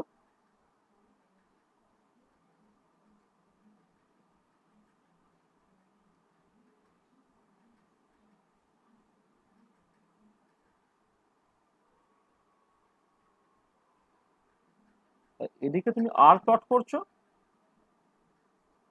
এদিকে পোটেনশিয়াল এনার্জিটাকে প্লট করছো, ভি দিয়ে না লিখে পোটেনশিয়াল এনার্জিটাকে প্লট করছো। আচ্ছা, অ্যাট্রাকশনটা যেহেতু তোমার এর মতো দেখতে হয়েছে minus A by R to the power 6 টাইপের, যদি অ্যাট্রাকশনটা দেখতে সেটা কেমন দেখতে, তাহলে এই পার্টটা হচ্ছে minus A by R to the power 6 টাইপের দেখতে। আর রিপালশনটা কেমন দেখতে, রিপালশনটা দেখো আমি কি করেছিলাম যে এই পয়েন্টের পরে তার একটা ইনফাইনাইট রিপালশন আছে, মানে হচ্ছে কি তুমি চাইলে আর কোনোভাবে নিচে নামাতে পারবে না। তার মানে এই রিপালশনটা হচ্ছে তোমার এরকম দেখতে হয়ে গেল। তাহলে অ্যাট্রাকশনটা কাজ করছে কতদূর পর্যন্ত, অ্যাট্রাকশনটা কাজ করছে তোমার এই আর ইকুয়াল টু সিগমা পর্যন্ত। তাহলে এইখান থেকে এই ডিস্টেন্স থেকে তুমি সিগমা হয়, সিগমার ডান দিকটা তখন অ্যাট্রাকশন হচ্ছে minus A by R to the power 6, van der attraction সেই মতো করে যাচ্ছে। আর রিপালশন পার্টটা এটা হার্টস্ফিয়ার মডেল দিয়ে যাচ্ছে। তাহলে ওভারঅল যে পোটেনশিয়াল এনার্জির যে ছবিটা হচ্ছে তোমার এই ধরনের দেখতে হবে। ঠিক আছে, তাহলে কি হচ্ছে না এইটা হচ্ছে তোমার zero energy, R equal to sigma. হ্যাঁ, সেই আর ইকুয়াল টু সিগমার বাঁদিকে তোমার পোটেনশিয়াল এনার্জি এত খারাপভাবে উঠেছে যে তুমি আর হার্টস্ফিয়ার গুলোকে আর কাছে আনতে পারছো না ভায়া পেনিট্রেশন। আর এই জায়গাতে তুমি যখন যাবে তুমি দেখবে যখন ওই জাস্ট এক্স্যাক্টলি সিগমা থেকে জাস্ট একটু এগিয়ে গেলে যখন, তখন অ্যাট্রাকশন যথেষ্ট বেশি। তারপরে আস্তে আস্তে আস্তে আস্তে যখন দুটো অ্যাটম অনেক দূরে চলে যাচ্ছে তাদের মধ্যে অ্যাট্রাকশনটা টেন্ডস টু জিরো হয়ে যাচ্ছে। তাহলে এই যে একটা সারফেস পেলে, দেখো এইটা দেখো একটা পোটেনশিয়াল এনার্জি সারফেস, যে পোটেনশিয়াল এনার্জি সারফেসে অ্যাট্রাকশন পার্টটা হচ্ছে তোমার হার্টস্ফিয়ার, অ্যাট্রাকশন পার্টটা হচ্ছে ভ্যান ডর ওয়াল থেকে এসছে, আর রিপালশন পার্টটা হচ্ছে হার্টস্ফিয়ার থেকে এসেছে। তো দেখো এইটা পরিষ্কার যা বললাম। হ্যাঁ স্যার। ঠিক আছে তো? আচ্ছা আচ্ছা, এবারে এই যে হঠাৎ করে রিপালশনটা আসতে আরম্ভ হয়ে গেল, মানে তুমি আজই ভাবছো যে অ্যাটম বা মলিকুল গুলো হার্ড স্ফিয়ার, তুমি যতই চেষ্টা করো না কেন কোন রকম ভাবেই একটাকে আর একটা সারফেসের ভেতরে পেনিট্রেট করতে পারছো না। এটা কিন্তু বাস্তবে সত্যি নয়, কারণ এখন অ্যাটম বা মলিকুলার স্ট্রাকচার তুমি যেটা দেখেছো, অ্যাটম বা মলিকুল মানেই তো পুরোটা নিউক্লিয়াস নয়, যেটা সত্যি সত্যি হার্ড, যার ডেনসিটি প্রচন্ড বেশি। কারণ নিউক্লিয়াসের বাইরে কিন্তু একটা ইলেকট্রন ক্লাউড আছে, এবং ইলেকট্রন ক্লাউডকে যে ডিফর্ম করা যায় তার প্রচুর ডিরেক্ট এবং ইনডিরেক্ট এক্সপেরিমেন্টাল এভিডেন্সেস আছে। তোমরা যখন পোলারাইজেবিলিটি নিয়ে কথাবার্তা বলো তখন তুমি নিশ্চয়ই দেখেছো electron cloud can be deform. এবার ইলেকট্রন ক্লাউড যদি ডিফর্ম হয়, তখন যদি দুটো অ্যাটম জাস্ট কাছাকাছি আসার চেষ্টা করে তাহলে কিন্তু ঠিক আছে, আমি মানছি যে ইলেকট্রন ক্লাউডের একটা রিপালশন থাকবে, স্টিল কিছুটা পেনিট্রেশন কিন্তু তুমি করতেই পারো। কিছুটা পেনিট্রেশন যদি আমি করতে পারি, তাহলে এই যে এদিকের পার্টের যে ছবিটা, এই পার্টে জাস্ট খাড়া উঠে যাওয়ার বদলে এইটা শার্পলি উঠবে, কিন্তু জাস্ট একটু মানে প্রচন্ড মানে মানে কি বলবো, প্রচন্ড জোরে চাপ দিলে তাদের মধ্যে ইন্টার মলিকুলার বা ইন্টার অ্যাটমিক সেপারেশনটা সিগমার থেকে কিন্তু আরেকটু কমতে পারতো। তার মানে হার্টস্ফিয়ার মডেলটা সেইটা কিন্তু তার অনেক লিমিটেশন আছে, মানে যেটা হচ্ছে যে মানে ইন প্র্যাকটিস বা বাস্তবে বা ইন রিয়েলিটি, প্র্যাকটিস না করে in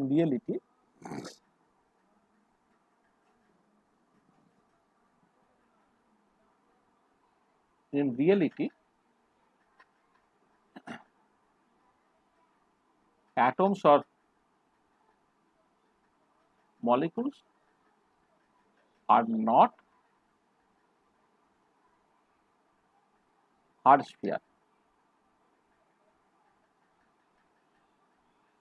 They are actually soft sphere where polarization and penetration may take place. Polarization এবং penetration কিন্তু তোমার take place হতে পারে। তাহলে যেটা দাঁড়াচ্ছে যে অ্যাট্রাকশন পার্টটা এই পার্টিকুলার কেসে যদি আমি ঠিক ধরে নিতে পারি, কিন্তু রিপালশন পার্টটাকে ঠিক করে ধরে নেওয়া যাবে না। তাহলে তখন যেটা মোর রিয়েলিস্টিক পোটেনশিয়াল যেটা চলে এলো, মানে ওর থেকে অন্তত বেশি রিয়েলিস্টিক আর কি, মোর রিয়েলিস্টিক পোটেনশিয়াল যেটা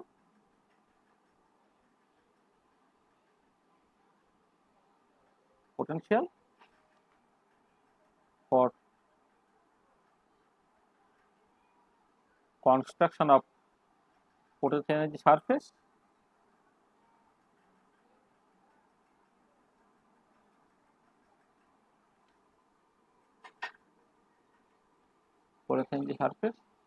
of neutral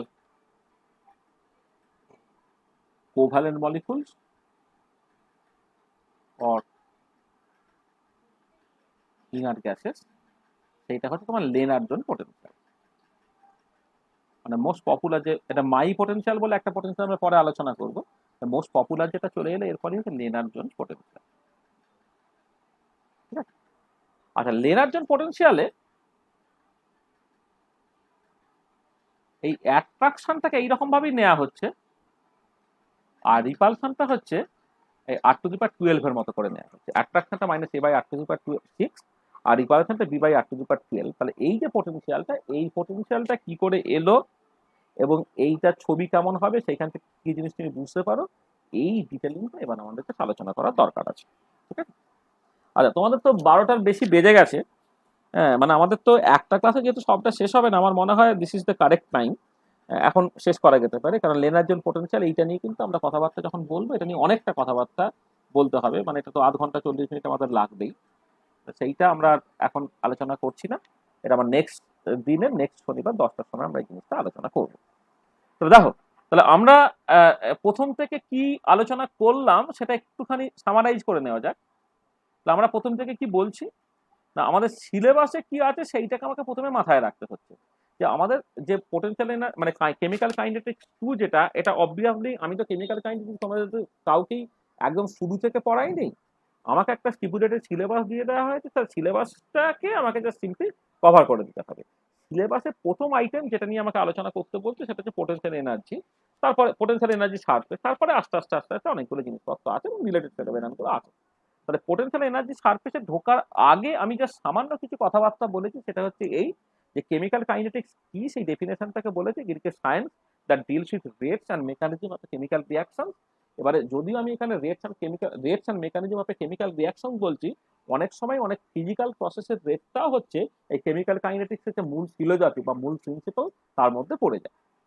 আচ্ছা, কেমিক্যাল কাইনেটিক্সের ক্ষেত্রে একটা ইম্পর্টেন্ট পয়েন্ট সেটা হচ্ছে এই যে তার একটা অ্যাসপেক্ট হচ্ছে জাস্ট তোমার এম্পিরিক্যাল, ডেইলি লাইফে তুমি যে সমস্ত এক্সপিরিয়েন্স গ্যাদার করছো এবং এক্সপেরিমেন্টাল অবজারভেশন পাচ্ছ তার জেনারেলাইজেশন। আর একটা পার্ট কিন্তু প্রচন্ড থিওরিটিক্যাল, যেটা শুরুই হবে কিছু অ্যাজাম্পশন এবং পস্টুলেটস থেকে। আচ্ছা, আমি দুরকম করে মানে যেটা আমি দেখবো সেটা হচ্ছে যে chemical kinetics as a subject is a perfect blending of this two types of theories. কিছু এম্পিরিক্যাল অবজারভেশনস থাকবে, এক্সপেরিমেন্টাল অবজারভেশনস থাকবে, আর তার সঙ্গে সঙ্গে তার একটা থিওরিটিক্যাল কাউন্টার পার্ট থাকবে। থিওরিটিক্যালি বা মাইক্রোস্কোপিক পয়েন্ট অফ ভিউ থেকে ম্যাক্রোস্কোপিক যে রেট রিলেটেড ফেনোমেনন বা টেম্পারেচার ডিপেন্ডেন্ট ফেনোমেনন, এগুলোকে আমি ব্যাখ্যা করতে চাইবো। ল অফ মাস অ্যাকশন সেইখান থেকে এম্পিরিক্যাল রেট ল লেখা, সেইটা যেমন ফার্স্ট কাইন্ড অফ থিওরির মধ্যে পড়ে, যেটা বেসিক্যালি অ্যাজাম্পশন বা পস্টুলেটের উপর ডিপেন্ড করে না, যারা generalization of experimental observations and experiences gather. আর এতে তোমার যখন তুমি ওই যে এটাকে কোথায় গেল, মানে যেটা তুমি যখন এক্সপ্লেন করতে চাইবে ওই এম্পিরিক্যাল রেল লটাকে, তার জন্য তোমার মেকানিজমের আশ্রয় নিতে হবে। মেকানিজমটা কিন্তু কিছু অ্যাজাম্পশন বা পস্টুলেটের উপর দাঁড়িয়ে আছে। আবার ঠিক একই রকম ভাবে temperature dependence of rate and rate constant of reaction নিয়ে তুমি যখন কথাবার্তা বলবে, সেখানেও তুমি দেখবে সেটা হচ্ছে এই যে এই যে টেম্পারেচার বাড়ালে রিয়াকশন রেট কেন বাড়ছে, বা ক্যাটালিস্ট ইউজ করলে ইভেন রিয়াকশন রেটটাকে কেন বাড়ছে, এই জিনিসগুলোকে বুঝতে গেলে তোমাকে জাস্ট একটা রকম কিছু থিওরির আশ্রয় নিতে হবে, যেগুলো হচ্ছে তোমার basically collision theory, transition state theory ইত্যাদি ইত্যাদি আর কি। সেইগুলো কিন্তু অ্যাজাম্পশন বা পস্টুলেটের উপর নির্ভর করে। এবার আমরা শুরু করলাম যে কেন আমার পোটেনশিয়াল এনার্জি সারফেসটা দরকার পড়ছে বা ছবিতে আঁকতে হচ্ছে। কারণ আরএনএস ইকুয়েশনেই যে অ্যাক্টিভেশন এনার্জির কথাটা বলছি, বা একটা রিয়াকশন থেকে প্রোডাক্টে যাচ্ছি, টেম্পারেচার বাড়ালে কেন রিয়াকশনের রেটটা বাড়ে, ক্যাটালিস্ট ইউজ করলে কেন রিয়াকশনের রেটটা বাড়ে, এটাকে বোঝার জন্য আমরা এরকম একটা ছবি দিয়ে খেলা স্টার্ট করি, যেটা যে ছবিটা হচ্ছে এনার্জি প্রোফাইল ডায়াগ্রাম বা পোটেনশিয়াল এনার্জি সারফেস এইটা। এবারে সেই পোটেনশিয়াল এনার্জি সারফেসটা কেমন করে কিভাবে কি পাওয়া যেতে পারে, তার ইউটিলিটি কি, এই সব নিয়ে আমাদের জাস্ট কথাবার্তা শুরু হয়েছে আর কি।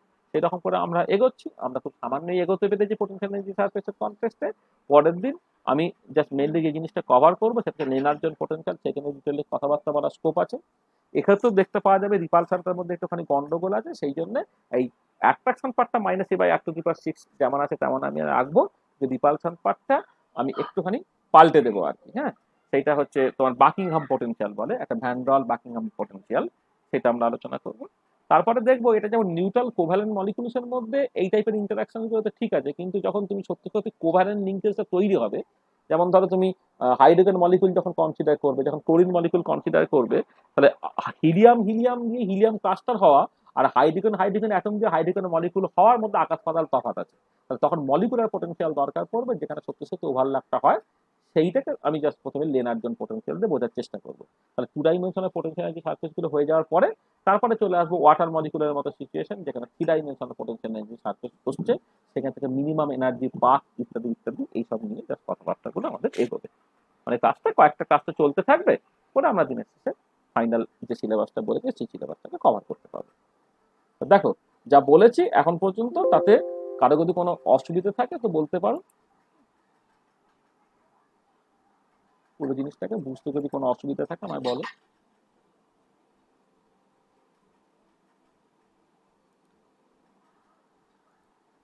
Sir, ওই some common analytic form of potential energy surface of for diatomic molecule ওখানটা স্যার একবার ওপেন করুন স্যার, ওইটা একটা ফটো নেব। হ্যাঁ, তাও এক সেকেন্ড একটু দাও।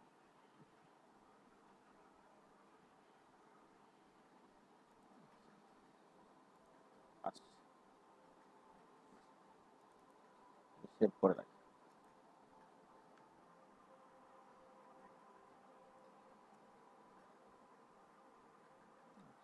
তোমাদের হচ্ছে কি জানি ইউনিভার্সিটির নাম, রানী রাসমণি ডিম ইউনিভার্সিটি, তাই তো?